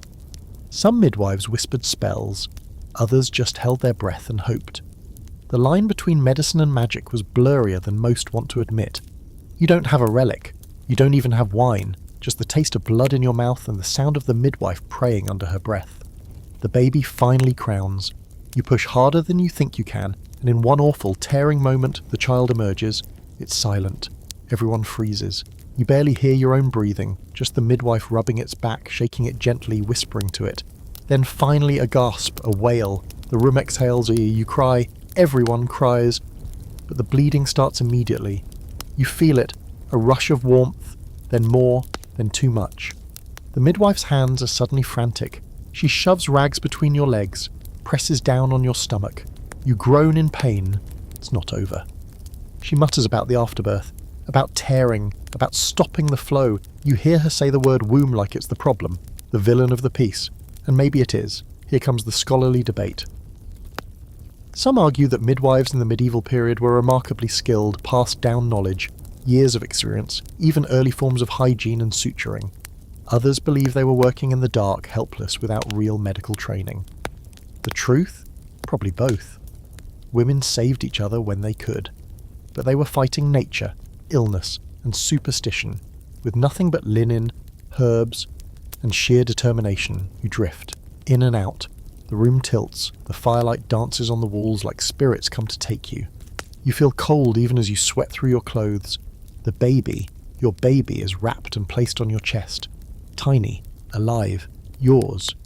You stroke its cheek with trembling fingers, already fearing what might happen to it in a world like this. The bleeding slows. Eventually, miraculously. The midwife ties off the cord, stitches what she can, and gives you a mixture of wine, yarrow, and her own stubborn will to keep you tethered to the earth. You don't know how long it takes. You just know that when it's over, the sun is rising. The house is quiet again. The floor is soaked. The rags are red. Your body feels broken open, hollowed out, but still clinging to life. You survived. Again. No one congratulates you. No one celebrates. You're cleaned up, fed a bit of broth, and expected to rest for a day or two before returning to work. The baby sleeps beside you, warm and soft and unaware. You close your eyes. You feel older than you were yesterday. More animal than human. More miracle than wife. You think, how many more times can I survive this? And you don't have an answer. They call you mother now, like it's a title you earned, like it's something regal. But it doesn't feel like a title. It feels like a job. One you can't quit, one that doesn't pay, one where the hours are infinite and the stakes are always someone else's life. You wake up before the sun, and they're already calling for you. Not your name, not mama in the sweet way little ones say it before falling asleep. No, just mother. An order. A label. A tether. You're up with the baby before the cock crows, pulling him to your breast, your eyes still crusted with sleep, your bones still aching from the last birth. He latches badly. Always has. His gums pinch, his fists flail, and your nipple feels like it's being chewed by a ferret. You grit your teeth and press on. If you stop, he starves. If you complain, you're weak. The older children need food. They're half-dressed, barefoot, arguing over a crust of bread you meant to save. One's coughing again, wet and hollow, Another's got lice. You set the baby down, wipe someone's nose and start peeling onions with hands that haven't rested in days. There's no such thing as maternal leave, no such thing as a bad day. Your life is everyone else's comfort first, always. And that's the thing no one tells you. Motherhood isn't a crown. It's a burden made holy by repetition and sacrifice. You're expected to love without question, give without limit, forgive without end. And when something goes wrong, that's on you too. Child dies, your fault. Child misbehaves, your fault. Child grows into someone cruel, careless, or, God forbid, independent, also your fault. Here's your historical fact, and it's as grim as your daily routine. In medieval Europe, child mortality was devastatingly high. Depending on the region and century, anywhere from 30% to 50% of children died before the age of 5. Disease, malnutrition, accidents, bad births, it didn't take much. You could do everything right and still bury half your children before your own hair turned grey. And when it happens, there's no therapy, no casseroles, no village whispering support in the form of baked bread and warm embraces. Just silence, just more work. You wipe your tears and go back to kneading dough because the other mouths still need feeding. Now for something strange. Some medieval mothers kept talismans or charms for each child, tiny trinkets sewn into pouches and worn under their clothes, a lock of hair, a carved bead, a prayer scrawled in bad Latin. Some buried these near the hearth or the threshold of the home. Little spiritual security blankets to keep death from knocking. Did they work? Who knows? But it helped to believe. And belief was often the only thing you had. You do believe, not always in the church. Sometimes the priest says things that make your skin crawl. But in something, a rhythm, a logic to the madness. You believe that loving your children is a kind of resistance, that every laugh you can wring out of them, every bowl of soup you put in their hands, every lice egg you comb from their hair, is a small defiance against a world that doesn't care if they live or die. You even find moments of joy, when your youngest grabs your face with sticky hands and squeals, when your daughter sings while she sweeps, off-key but happy, when you hear them laugh in their sleep and for a breath or two the world softens. And yet it's not easy. There are days you resent them, yes, resent, because you are more than a womb with legs, more than a feeding station and a laundry maid. You remember who you were before all of this, before your body was stitched and torn and stretched into this relentless giving machine. You were curious, maybe even hopeful. You wonder where that girl went, whether she's still buried somewhere beneath the soot and milk stains. Scholars argue about the emotional depth of medieval motherhood. Some say mothers were detached, practical, unfeeling. How else could they must endure so much death? Others believe the opposite, pointing to letters and poems and records of women weeping openly for lost children, holding on to their names long after the bodies were buried. You know the truth is somewhere in between. You learn to harden certain parts of yourself, but love doesn't leave. It just hides beneath the fear. You talk to your children when no one else is around, not just to teach them, but to tell them things they aren't supposed to know yet, like how to trust themselves, how to read your tone, not just your words, how to take care of each other when you can't.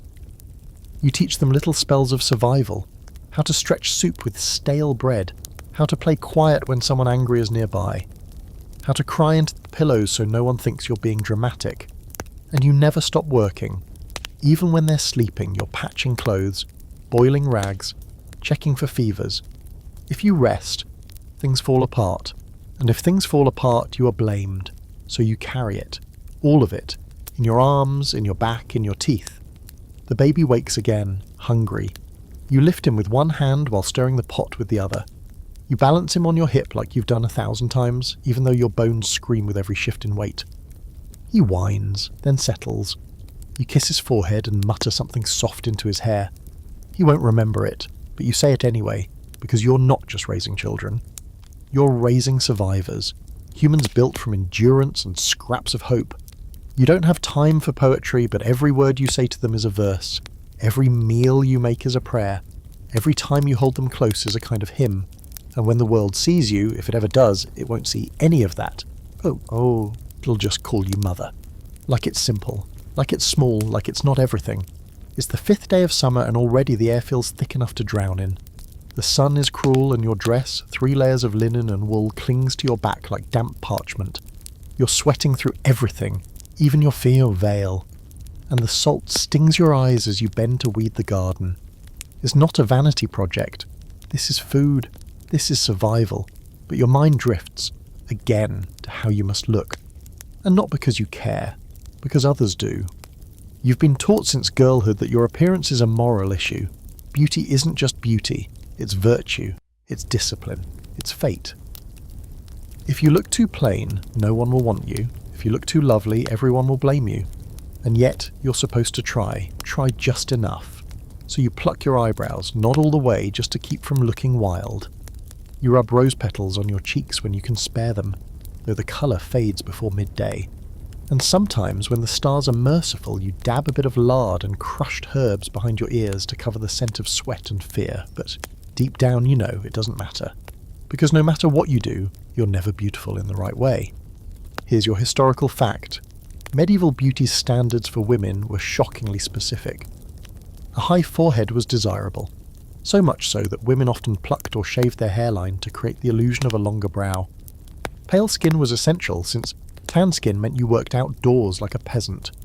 Rounded hips, a soft stomach, delicate hands, a small mouth, downcast eyes, all signs of virtue, obedience, fertility. In short, the ideal woman looked as fragile and decorative as a porcelain saint. You, of course, are none of these things. Your hands are rough, your skin is patchy, you have a scar on your chin from falling while hauling a pail, and your feet are permanently dust-stained. Your stomach never fully flattened after the last baby. Your breasts are more practical than perky. You don't glow, you don't float, you exist, you function, and that somehow makes you a disappointment. But beauty still haunts you. Not because you crave admiration, you just want safety, respect, the kind of treatment reserved for women who meet the standard. You've seen it. How men speak softer to pretty women, how priests smile more, how doors open, how punishments lessen, how danger sometimes pauses to blink, but not for you. And now, the strange little detail of the day. Some women in the Middle Ages used lead-based cosmetics to whiten their skin. Yes, lead, applied to the face like a promise. The smoother, paler, and more ghost-like your complexion, the more noble you appeared. Never mind the headaches, the rashes, the slow poisoning. Beauty was worth the cost, especially if it meant better marriage prospects or a touch less disdain. The scholarly debate here is as jagged as a broken mirror. Some argue that beauty was in itself a currency for women, a way to navigate a system stacked against them. Others say that idolized beauty was just another leash, a way to distract, diminish, and divide women from each other. Either way, it worked. Because here you are, wiping grime from your face and wondering if you'd be treated better if your cheekbones were sharper. You don't get me mirrors. Not often. There's one in the manor house, polished metal that distorts everything. You saw yourself in it once, just a flicker, and barely recognized the reflection. Tired, hollow, almost feral. You stepped away quickly. Some women fear growing old. You fear forgetting who you are before age even finds you. There are moments, though, rare and ridiculous, when you feel beautiful. When your children fall asleep against your chest and your body feels like shelter. When you dance barefoot in the rain because no one's watching and the mud feels like silk. When you wear a crown of wildflowers to make your daughter laugh. When the wind hits you just right and your hair lifts and someone, maybe no one important, looks at you like you're more than a walking burden. But those are moments, and they pass. Most days, you do what's expected. You braid your hair, you lower your eyes, you pretend you don't notice the comments from men old enough to be your father. You try not to stand out, but not to disappear either. Because disappearing is dangerous. If people stop noticing you, they stop helping, they stop caring. There's a very narrow space between visibility and vulnerability, and you're constantly walking its edge. The young girls in the village are learning the same lessons. They practice smiling with closed lips, they tug their sleeves down over their wrists, they whisper about who's prettiest and who will be married first and who should hide her teeth when she laughs. It's all theatre, and they're so desperate to be cast in the right role before the curtain comes down and someone else decides for them. You don't lecture them, you just watch, and occasionally you tell them small truths in quiet places, that beauty isn't a shield, that looking the part won't save them from hunger, grief or cruelty, that they're allowed to be tired of being watched. They listen, maybe, maybe not. You think about the women who came before you, your mother, your grandmother, the ones whose faces you barely remember. Were they beautiful? Did it matter? Did anyone ever tell them they were enough? Or did they just learn to endure? Tonight, you sit by the fire, brushing your daughter's hair. She winces as you hit a knot and you apologise. You stroke her cheek and tell her she's lovely and she rolls her eyes, but you say it again, just in case. Because one day someone will tell her she isn't, and she'll remember that you did. The convent is colder than you expected. Not cold like winter or stone, though there's plenty of both, but cold in a way that creeps into your bones and stays there, even when the sun cuts through the stained glass windows and warms the backs of your hands during morning prayer. It's a quiet cold, the kind that comes with sunness and routine and long corridors that echo with nothing but footsteps and whispers. You came here by choice, or so they say. More truthfully, you were placed here, deposited like bread at the foot of an altar. Your family couldn't afford another dowry, and no man wanted a third daughter with no land and too many opinions. So here you are, veiled and vowed, barely 16, with your hair cut short and your name whittled down to something holier. You used to be Ellen, now you're Sister Agnes. You rise before dawn, always. The bell calls you from sleep, and you shuffle out of your cot to wash your face in a basin of icy water. Then you dress, coarse linen underlayer, heavy woolen robe, veil pinned tight. No mirror, no vanity. You don't brush your hair anymore. You don't even see your hair. That part of you, your softness, your girlishness, is gone. And yet there is a strange comfort in the rhythm. Lauds, work, mass, study, meal, silence, vespers, compline, repeatum. You chant in Latin, read the Psalms aloud, and slowly, miraculously, you begin to understand them. Not just repeat them like spells, but know them. The words sink in, settle behind your ribs. There's power in that, not the kind the world respects, but the quiet kind, the steady kind, the kind that can't be taken once it's learned. Here's your historical fact. For many women in the Middle Ages, entering a convent was the only real path to literacy and intellectual life. Nuns were often educated far beyond their secular sisters. They copied manuscripts, taught girls from noble families, and sometimes even wrote texts of their own, hidden behind pseudonyms or attributed to male mentors. The cloistered life came with restrictions, yeses, but also access. In fact, some of the earliest female authors in Europe were nuns. They wrote music, poetry, visions, Hildegard of Bingen, Hrotsvitha of Gandersheim, women who transformed their isolation into expression, who made meaning in the margins. Of course, you're not Hildegard. You're just Sister Agnes, former Ellen of nowhere. But in the convent scriptorium, you get to touch books, real ones, ink-stained, leather-bound, delicately illuminated. You hold a quill in your hand and copy the words of men who've never known pain like yours, who speak of virtue like it's a choice. Still you write. You trace their thoughts with your own ink. You wonder sometimes what it would be like to slip in your own words, to sneak something small and yours into the sacred lines. Now for a quirky footnote. Some convents had what were essentially gossip holes, tiny grates in the walls between cloistered areas and visitor spaces, where nuns could talk to outsiders without seeing them face to face. You've used one, once.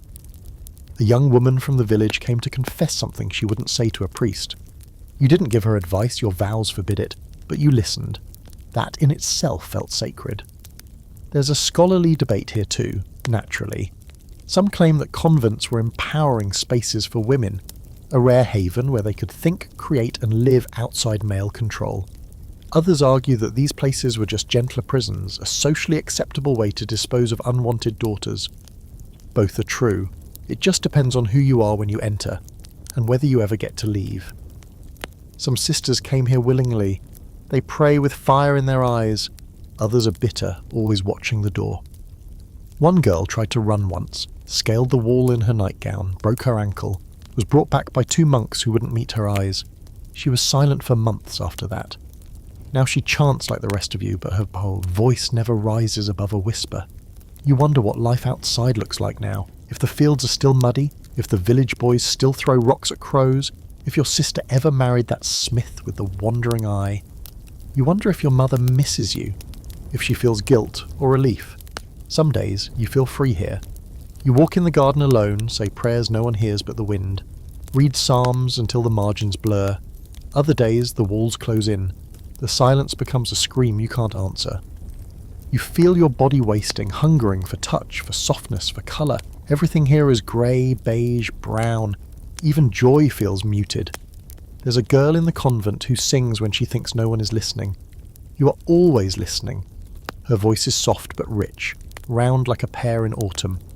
One evening she presses a pressed violet into your palm without a word. You keep it hidden in the pages of a psalter, and though it turns brittle and pale, it still feels alive. You don't dare ask what it meant, but you understand it. In here, you belong to God. That's the rule. Your body is His, your mind, your hours. You sleep in His silence. You bleed in His service. But some part of you, small, secret, stubborn, still belongs to yourself. You guard it like a candle against the wind. At night, you write letters you will never send. Not to anyone in particular. Just letters that begin with "Dear you," or "Once I dreamed." You tuck them behind the loose stone near your cot. It's your own gospel, scribbled in defiance. You may never leave these walls, but your words do. He calls you his lady, but you're not some stupid. You know what this is. You're not his wife, you're not his servant. You're not even a woman to him in the real sense. You're a symbol, a token, a canvas for all the things he wants to feel about himself. Noble, brave, sensitive, tortured. You sit quietly while he reads his clumsy verses aloud, and you pretend not to hear the awkward rhymes or the way he inserts your name like a prayer or a punchline. You never asked for this. You were just standing in the courtyard feeding the geese when he looked at you and decided your face was poetry. You were sweating, covered in feathers, and yet suddenly you became his muse. This is courtly love, he says, pure, elevated, untouchable, which is another way of saying he doesn't actually want you. He wants the idea of you, the sad-eyed peasant girl with calloused hands and mysterious wisdom. Or maybe you're the lonely noblewoman trapped in her stone tower, doomed to sigh at the window until he returns from war. Whichever version suits the poem he's working on that day. Here's your historical fact. Courtly love was a literary and cultural tradition that emerged in the High Middle Ages, especially in France and later in England and Italy. It celebrated noble knights who performed feats of bravery in honour of an unattainable woman, usually married, always highborn, often completely fictional. These love affairs were expected to be chaste, idealised, and deeply emotional, at least on parchment. But in reality, it was a trap. Because while he writes verses about how your hair is like gold spun in sorrow, you're still scrubbing chamber pots. While he pens odes to your ivory throat, you're plucking lice from your baby's hair and boiling yesterday's bones into soup. He doesn't see that, or maybe he does and just edits it out. You don't fit in the story unless you're quiet and radiant and conveniently unavailable. And now for the strange little detail. Some troubadours were so dedicated to the illusion of noble suffering that they would starve themselves for love. Seriously, they called it fin amour, refined love. One poet reportedly fainted at his lady's feet just from gazing at her too long. Another wrote that seeing her smile was worse than a sword to the chest. You roll your eyes, because you've actually given birth, and nothing he writes compares to that. There's scholarly debate, of course, about whether women took these poets seriously. Some probably did. A few even played along, co-writing letters, giving secret glances, letting themselves believe the fantasy. Why not? It beat boredom, and it gave them briefly the illusion of being wanted for something other than their wombs or their dowries. Others, like you, saw right through it. Because if it were real love, it wouldn't only exist in secret notes and moonlit sighs, it would show up in the daylight, with food, with help, with action. The worst part, if you respond, if you dare to flirt back or return a poem or feel something, you're suddenly the problem. You're no longer a muse, you're a temptation, a threat, a woman who wants too much. The moment you shift from object to subject, from adored to interested, you ruin the whole fantasy. Because courtly love isn't about equality, it's about power. And you were only ever meant to be looked at, not heard. You tried to ignore him at first, smiled politely, stepped aside when he walked by, but he kept pressing. Poems hidden in baskets, flowers placed where he knew you'd find them, little gifts you never asked for, and the pressure, the implied obligation, wore on you like a tight-laced bodice. Because what happens when you reject a man who's convinced himself you're the reason he wakes up every morning? What happens when you say plainly, "No, thank you, you've seen how that goes"? Affection turns to anger, adoration turns to accusation, you become ungrateful, cold, even dangerous. You go from goddess to witch in the space of a heartbeat, so you pretend a little. Just enough. You smile at his lines. You thank him for the ribbon. You let him believe his longing is noble, and your silence is awe. It's safer that way. But inside, you're tired. Tired of being assigned a role in someone else's drama. Tired of being the subject of poems that only imagine you as beautiful when you're suffering. You want to scream, "Write about me when I'm covered in soot, when I'm scolding my children, when I'm bleeding, then tell me you love me, because that would be real." One night he sneaks around the back of the house with a rose in his mouth and tries to kiss your hand. You pull it away and say, "My hands smell like garlic and goat, still want a verse?"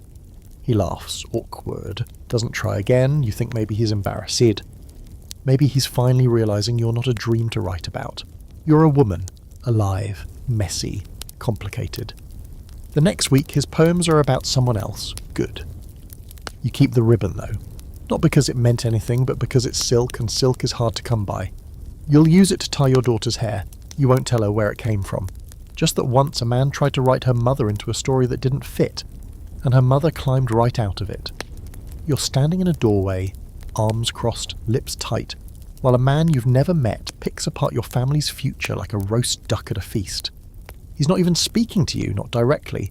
He's talking to your cousin, the one with the land and the pen and the smug little smile that makes your teeth itch.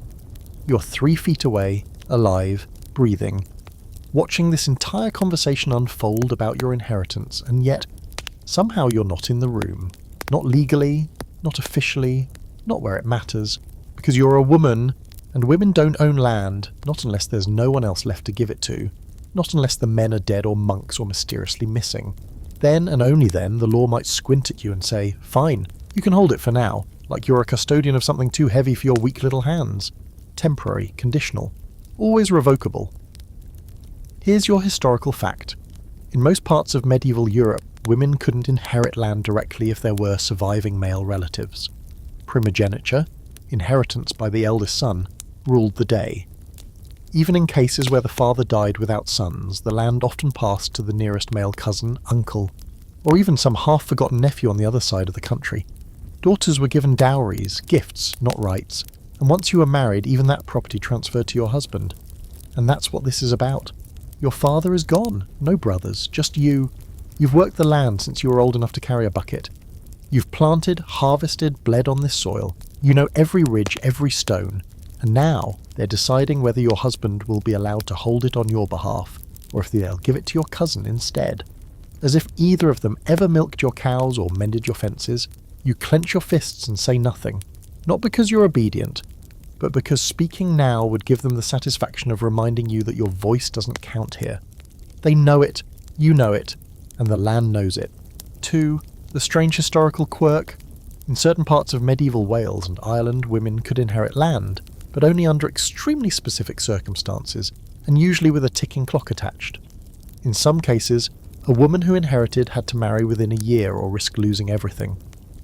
The idea was that land must be tied to a male name, even if it had to pass through a woman to get there. You were the basket. The land was the bread. No one cared if the basket had thoughts. And now, the scholarly debate. Was this system purely legal, or was it more cultural? Were there pockets of quiet resistance, widows running farms, daughters stepping in behind the scenes?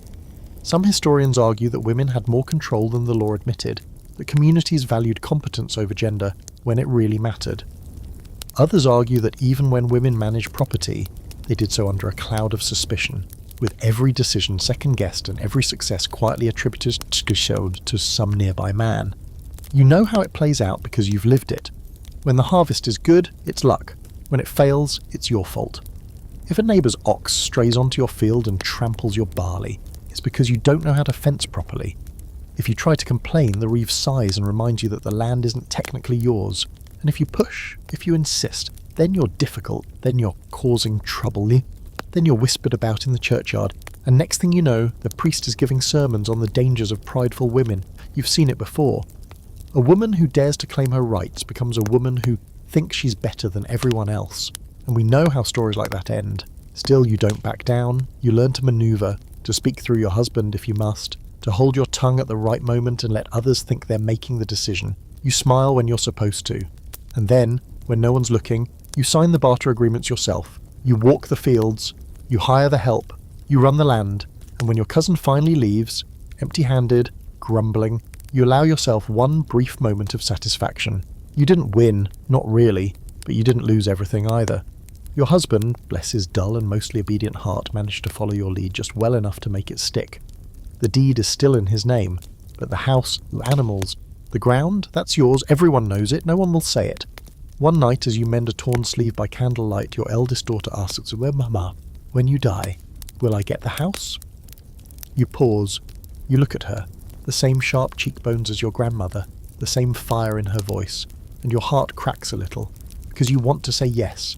You want to promise her that hard work will be enough, that sweat and smarts and stubbornness can build something permanent. But you've lived too long to lie, so you say, "If they let you." And she nods like she understands. Later you sneak outside, just for a minute. You walk the field lines, you place your palm on the barn door, you look up at the stars and whisper your own name.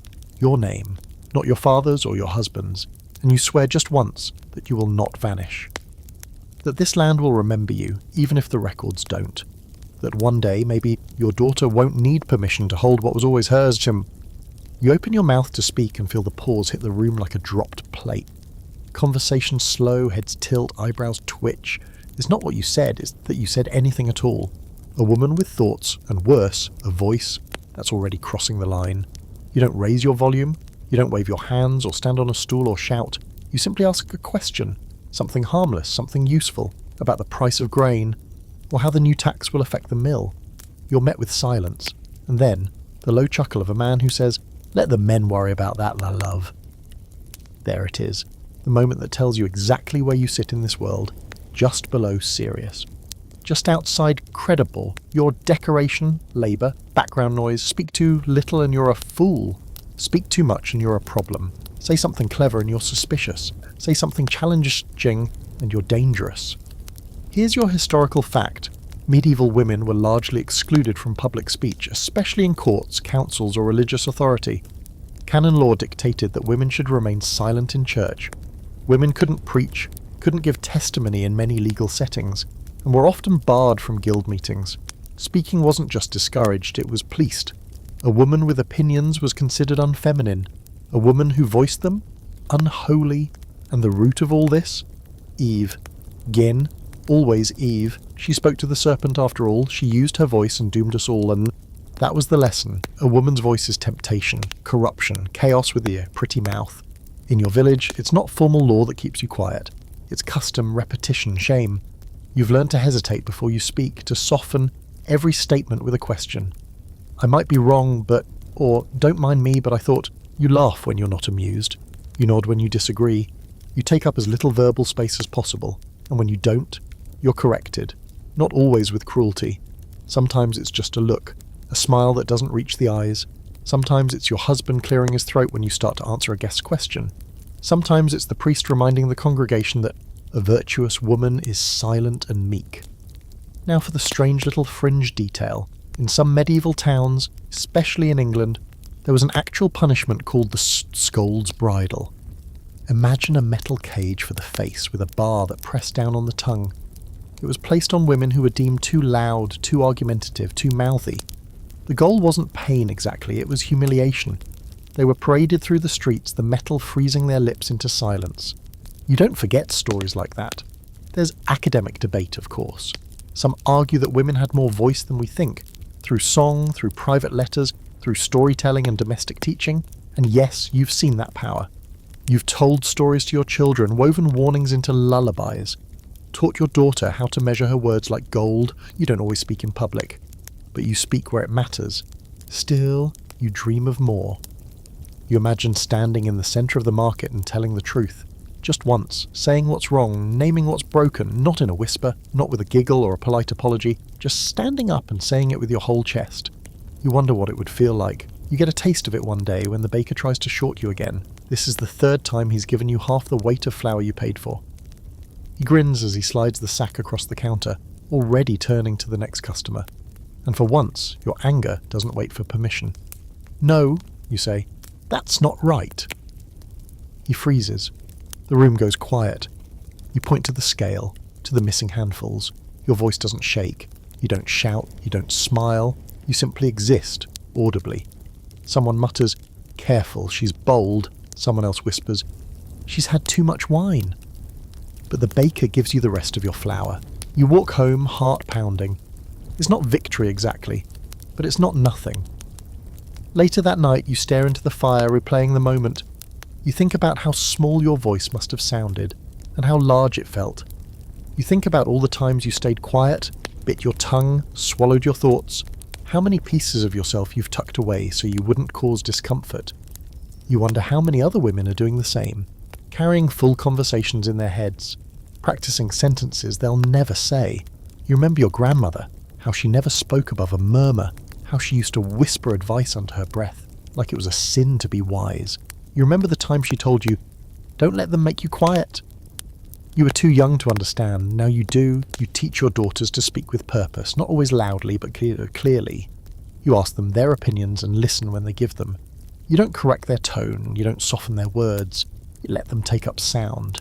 You want them to know what that feels like, how power sits not just in what's said, but in knowing they're allowed to say it.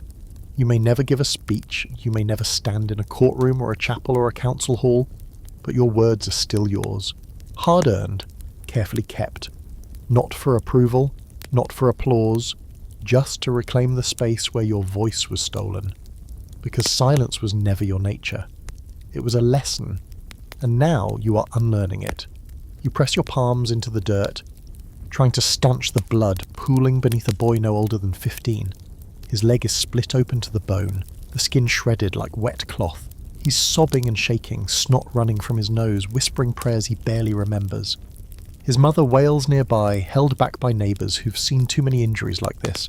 Farm accidents, fights, animal calls, kicks, and know how often they end. But you're already moving. Boiling water, grinding herbs, tearing clean rags, because you're not a healer by title, but you've patched up more torn flesh than most of the village has seen chickens. You are what they call a wise woman. They call you that with respect when they need you, and suspicion when they don't. You've learned the line is razor thin. You press a poultice to the boy's wound, tie it tight with strips of linen boiled clean, and force bitter willow bark tea into his mouth. He chokes. You tell him to drink anyway. You know this blend. You've used it before, on your husband, your children, even yourself. You've used worse. You've made tonics to bring down fevers, and ones to bring on bleeding. You know which herbs open the womb and which ones close it. You know that yarrow stops bleeding, that honey draws out infection, that death comes fast when the body is left to fester. You know too much, and that's the problem. Here's your historical fact.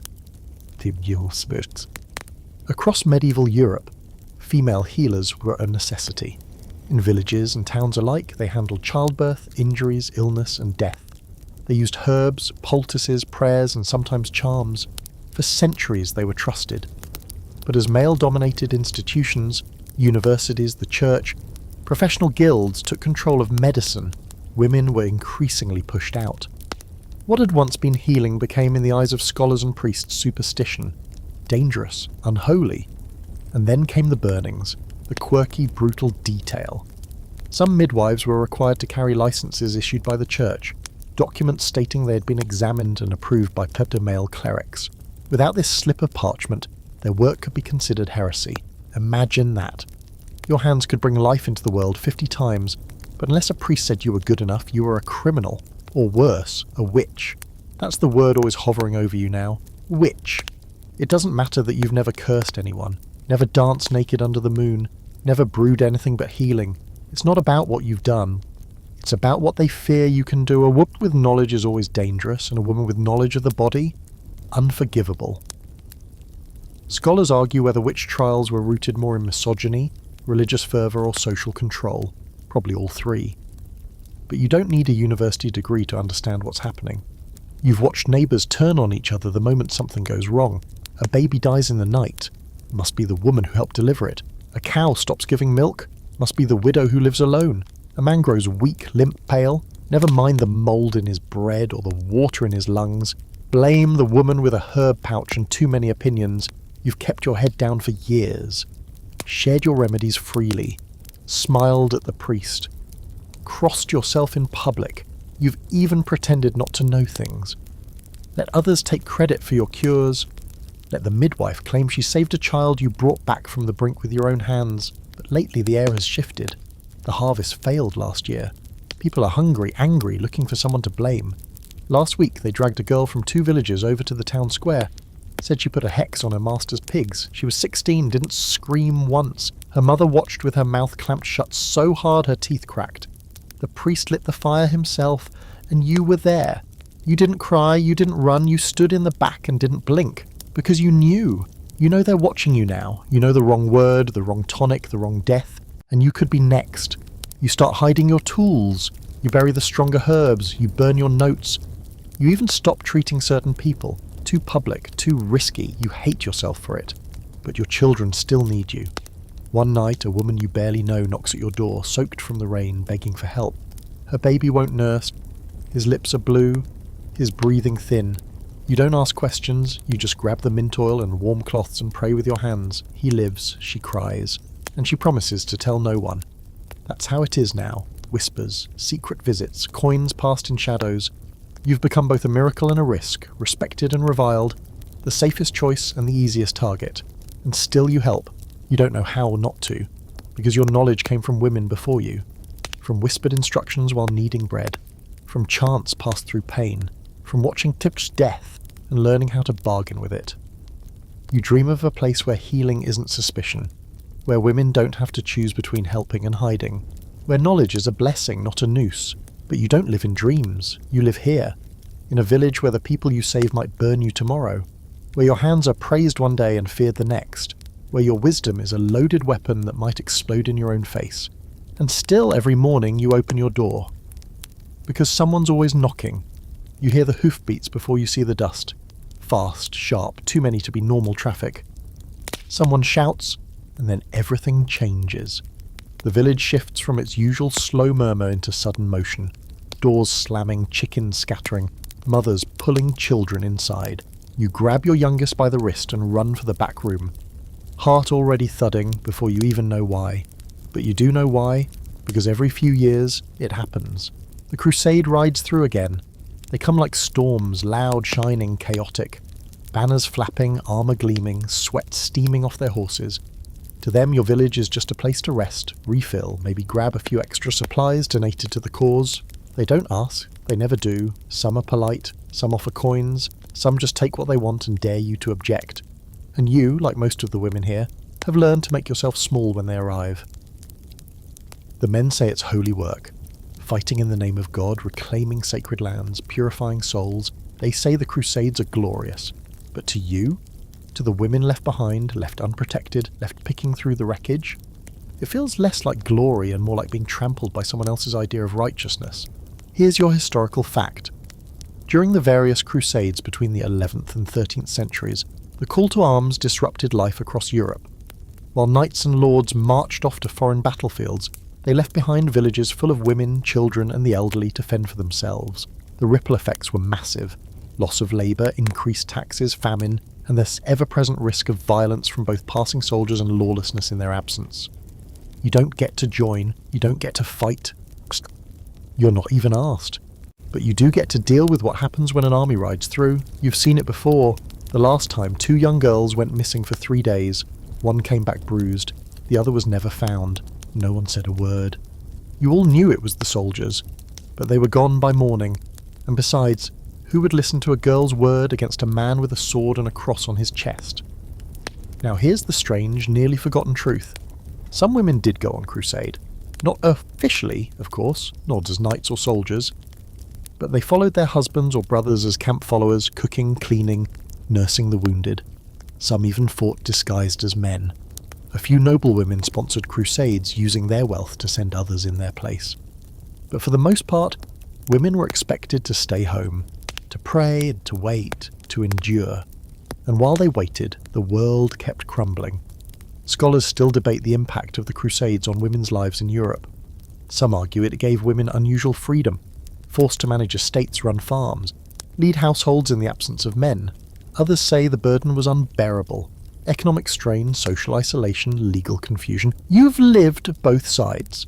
Yes, you run things now, but that power doesn't come with protection.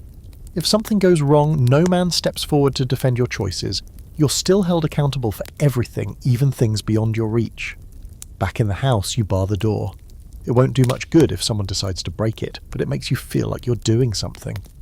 The baby starts crying, sensitive to your fear, even if she doesn't understand it. You hush her, rock her, hum that old lullaby your mother sang to you during the famine years, not because it works, just because it's familiar. Later, you peek through a crack in the shutters.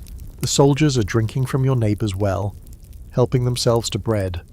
One of them reaches for a girl's wrist, young, too young, and you feel the old sickness rise in your throat.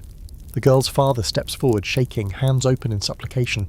The soldier laughs, walks away, this time. You breathe, but you don't relax, because every crusade brings with it the same unwelcome gifts: hunger, tension, fear.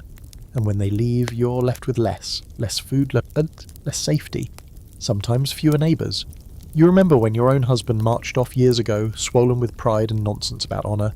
You waited, 2 years, 3, he never came back. No word, no bones, just gone.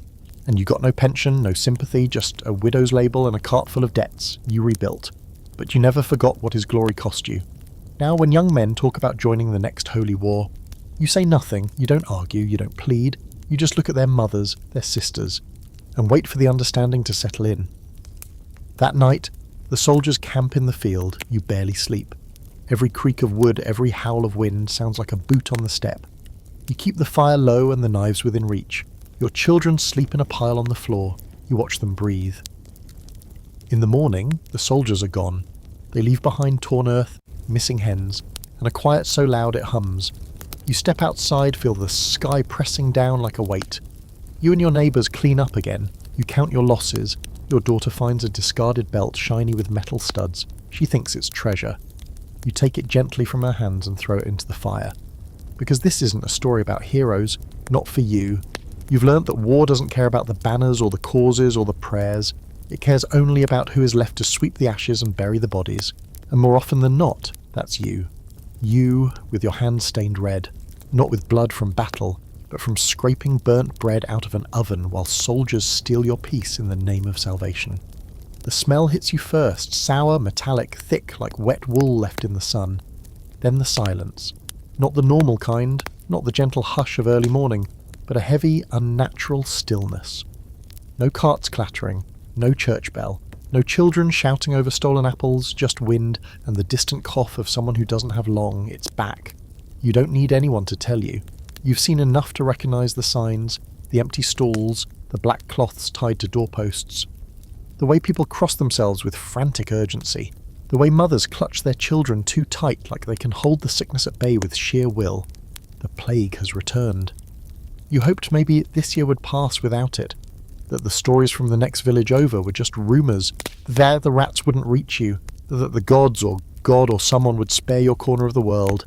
But hope is a foolish thing, easily crushed under the weight of real footsteps, like the ones now echoing outside your door as the local priest drags a cart down the muddy lane, calling for the dead. Here's your historical fact. The Black Death, which swept through Europe in the mid-14th century, killed an estimated 30-60% of the population. But it didn't just come once. Waves of plague returned over decades, reshaping daily life for generations. Entire towns vanished. Fields went untended, families disappeared overnight. And while the first outbreak was catastrophic, the second and third and fourth were somehow worse, because by then people knew what was coming. You open the door just enough to peek. Across the road, your neighbour's house is shut tight, windows dark. You haven't seen them in days. The baker hasn't opened his stall all week. You've rationed your flour, boiled your water. You've hung bundles of garlic above the door, crushed dried sage to rub on your skin, not because you think it works, but because it gives you something to do. Now for the strange historical quirk. During plagued outbreaks, people often carried pomanders, small balls filled with herbs, flowers, or vinegar-soaked sponges, to hold to their noses and purify the air. Others wore beaked masks stuffed with perfumes, the way physicians did. Of course, you don't have a beaked mask, just a scarf damp with the lavender oil. You press it to your face as you move through your home, checking the children, checking yourself for signs. Fever, rash, swelling. So far you're still breathing, but others aren't. Your cousin sends a message by her youngest boy. Her husband's coughing blood. He came back from the port just 2 days ago. You send her a small bottle of elderberry syrup, even though you know it won't help. You pray anyway. And this is where the scholarly debate turns personal. Some historians argue that the plague offered rare, strange forms of empowerment. creating labour shortages that allowed some women to step into roles previously barred to them. Widows gained property. Female healers became indispensable. Wages rose, marriage prospects shifted. But none of that matters to you now. You're not thinking about land or legacy. You're thinking about keeping your babies alive. You burn rosemary on the hearth. Not for scent, but because you heard someone say smoke chases the plague away. You throw out stale bread, scrub every surface, draw your own blood in secret, and offer it in a whispered prayer. You're not above superstition. Who is, when your neighbours are dying with black boils blooming on their skin like cursed fruit? Then your youngest starts coughing. You freeze. It's light, just once, but you know how it begins. You touch her forehead, warm, too warm. You lift her into your arms and rock her, the way you did when she was a baby, humming to distract both of you. She looks up at you with glassy eyes, and for the first time in years you beg. Not with dignity, not with elegance. You get on your knees by the fire and beg whatever is listening to let this child live. Take the bread, take the cow, take your own breath if you must. But leave this one. She sleeps, you don't. The next morning the fever is gone. You sob so hard you scare her awake. But across the village, the bell tolls. Someone else wasn't so lucky. You go out to help. You always do. You carry water, you boil linens. You sit with the dying even when everyone else stays away. You know you're risking everything, but how could you not? They are mothers, children, sisters, neighbours. You speak softly to a boy whose lips are blue. You hold the hand of a woman who can no longer speak. You are the last voice many will hear. And when it ends, because it does end, eventually you are left to help bury the bodies. No ceremony, no crosses, just deep pits and lime. You don't cry until the last one is in the ground. Then you lean against a tree, eyes closed, and scream into your own sleeve. Later, as life stumbles back into place, you begin again. Rebuild, replant, sow, stir, soothe. You find a new rhythm because you must. You teach your children how to recognise the signs. You pack away a jar of dried herbs just in case. You try not to flinch when someone coughs, but the fear never truly leaves, and neither does the memory that you were the one who stayed. Not because you were fearless, but because you knew no one else would. The priest stares at you like your body is a riddle he's been told to solve but never quite understands. You sit on the edge of the wooden stool, fists curled in your lap, cheeks hot even though the room is cold. You shouldn't be here, of course. No woman wants to be here. Alone, in the back of the church, whispering about blood and pain and things no man in robes has ever had to endure. But something's wrong, and you've run out of other people to ask. So here you are, trying to explain that your belly hurts all the time now, that your courses haven't come in 3 moons, and when they do, they're dark and clotted, and leave you so weak you can't stand for more than a few minutes at a time. He listens like he's doing you a favour. Then he says it must be your soul. Of course he does. He tells you that God is punishing you for some hidden sin. Pride, lust, perhaps idleness. He recommends prayer, fasting, confession, perhaps even leeches. He avoids saying the word uterus, but that's what he means. That's what's betraying you, as always. Here's your historical fact.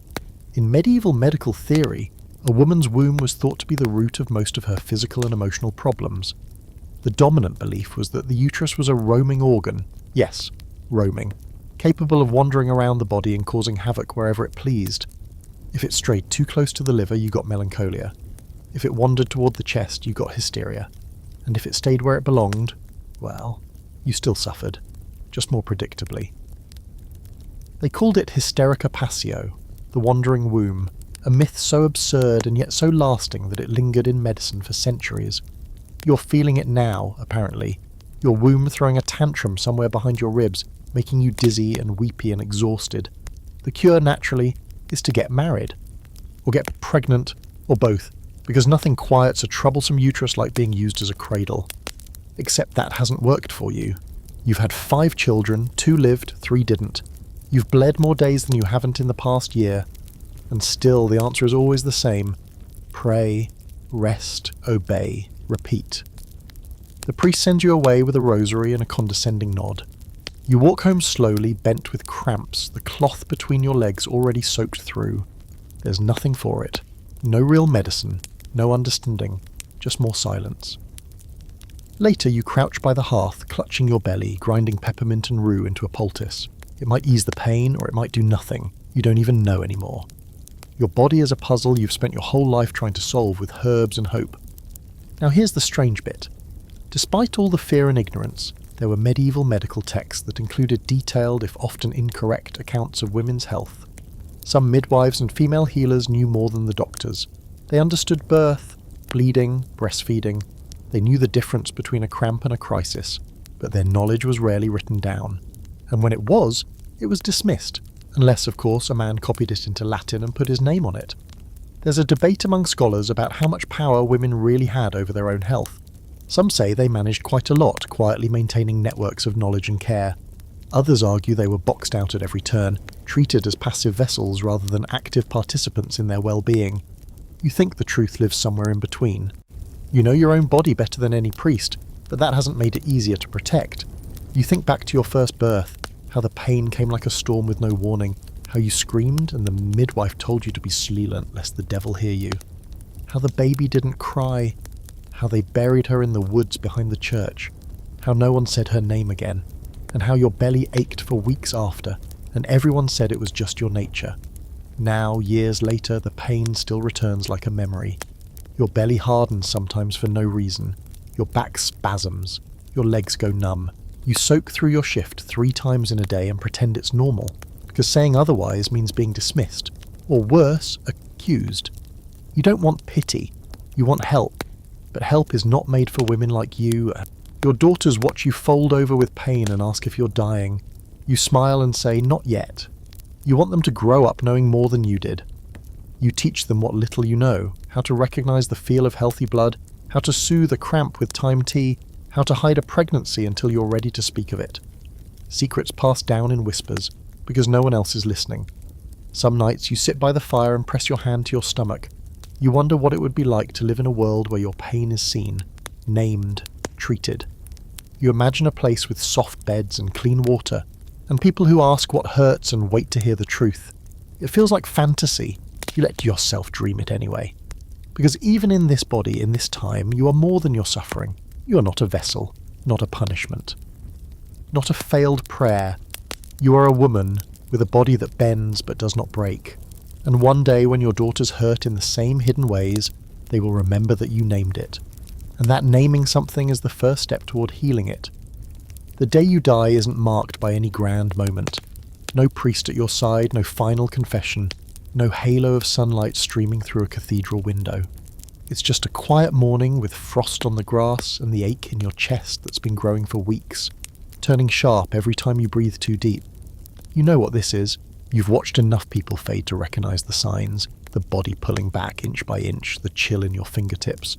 The way sound starts to echo strangely, like the world's folding in on itself. You don't cry, you don't pray, you simply rise before dawn, wrap yourself in a shawl and sit by the hearth with a cup of weak broth you can barely hold. The house is still asleep, the children are quiet, the sky is barely beginning to blush on the horizon, and you know this will be the last time you watch it change. You're not afraid, you're tired. Here's your historical fact. The average life expectancy for women in medieval Europe was painfully low. Depending on class and geography, most women didn't make it past their early 40s. And if you survived childbirth, famine and plague long enough to reach 50 or 60, you were considered ancient, a marvel, possibly even suspicious. Crone wasn't just a word, it was a role, a social identity, one often laced with fear and superstition. You're not that old, not really, but your body has carried more than its share.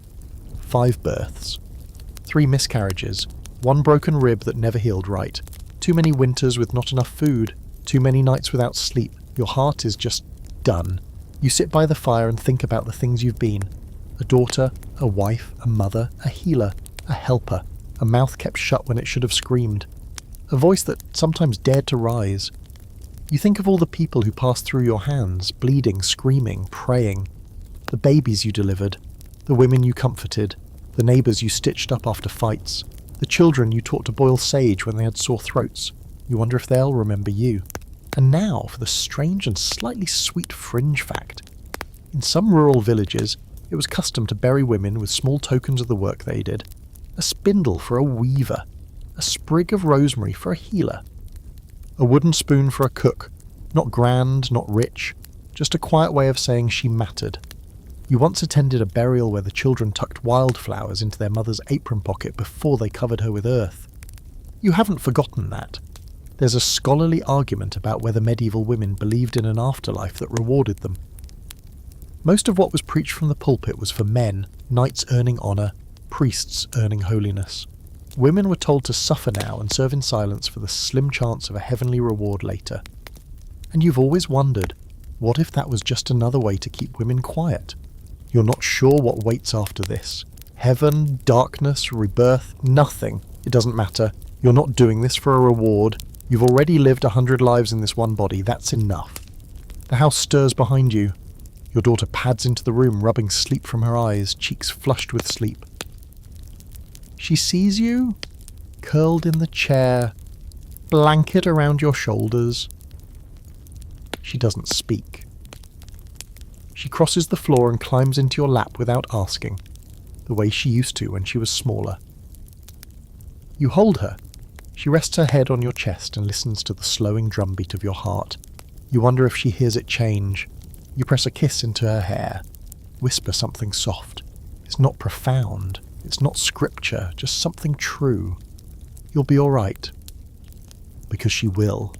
You taught her how to plant seeds in poor soil, how to boil water when the well runs dry, how to say no without speaking, how to read eyes, how to fold pain into strength. She's watching you now, the same way you once watched your mother grow still. And you hope she'll remember more than just the end. You hope she remembers how hard you laughed, even when your back hurt. How you danced in the rain just to make her giggle. How you refused to disappear, even when the world asked you to vanish. You fade slowly, breath soft, arms still wrapped around her. The fire crackles beside you. Outside, the sun climbs higher. Someone in the village starts ringing the bell for morning prayer. You don't hear it. You're already somewhere else. They'll bury you behind the church near the tree with the crooked roots. Not because you asked, but because that's where your mother went, and her mother before that. They'll wrap you in linen, maybe place a dried sprig of sage in your hands. They'll say a few words, and the world will keep turning. But you'll become part of it. The dirt, the breath. The memory stitched into lullabies. You'll live in your daughter's hands when she mixes herbs, in her voice when she sings to her own children, in the stubborn curve of her spine when she says, "Enough." You weren't royalty, you weren't holy, you weren't written into the books, but you were here, you endured, and that is no small thing. And now here you are, lying in the quiet just after the end of the story. Your eyes are heavy, your mind soft with images, some brutal, some oddly beautiful. The flicker of firelight on the stone walls, the sound of boots on frozen mud, the smell of rosemary, of soot, of earth freshly turned. You've walked in the skin of a woman whose name never made it into the history books, but whose life carved itself into the shape of survival. And no, she didn't get a monument, or a statue, or a page in your school textbook, but you know her now. You felt her ache, her grit, her fury pressed flat under linen and sense, and that knowing, that's worth something. You learned what it meant to be born into a time that didn't love you back, to be told you were unclean, unworthy, unimportant, and to keep going anyway, to raise children who might die, to give your body to a man you didn't choose, to lose names and property and rights, and still plant seeds in rocky soil because someone had to, because hope is stubborn. And so are you. You saw the contradictions, how the church feared you even as it relied on you. How men wrote songs for you but never heard your voice. How they built you cages of lace and legend. And how you slipped out through the cracks. And yes, it sucked. Let's not sugarcoat it. Being a woman in medieval times sucked in more ways than any bedtime story should ever have to admit. But still, in all the bleakness, there was that quiet, burning kind of strength. The kind passed hand to hand, over soup pots and behind church pews, in back rooms and root cellars, in lullabies and warnings and long knowing stares. The kind of strength that never made it into the archives, but still made it here, to you. So take a breath, let it settle. Let her story soften into the folds of your dreams. And if you ever find yourself walking through a museum or flipping through a history book and wondering where the women are, remember they were always there, just harder to find, harder to hear, but not forgotten, not anymore.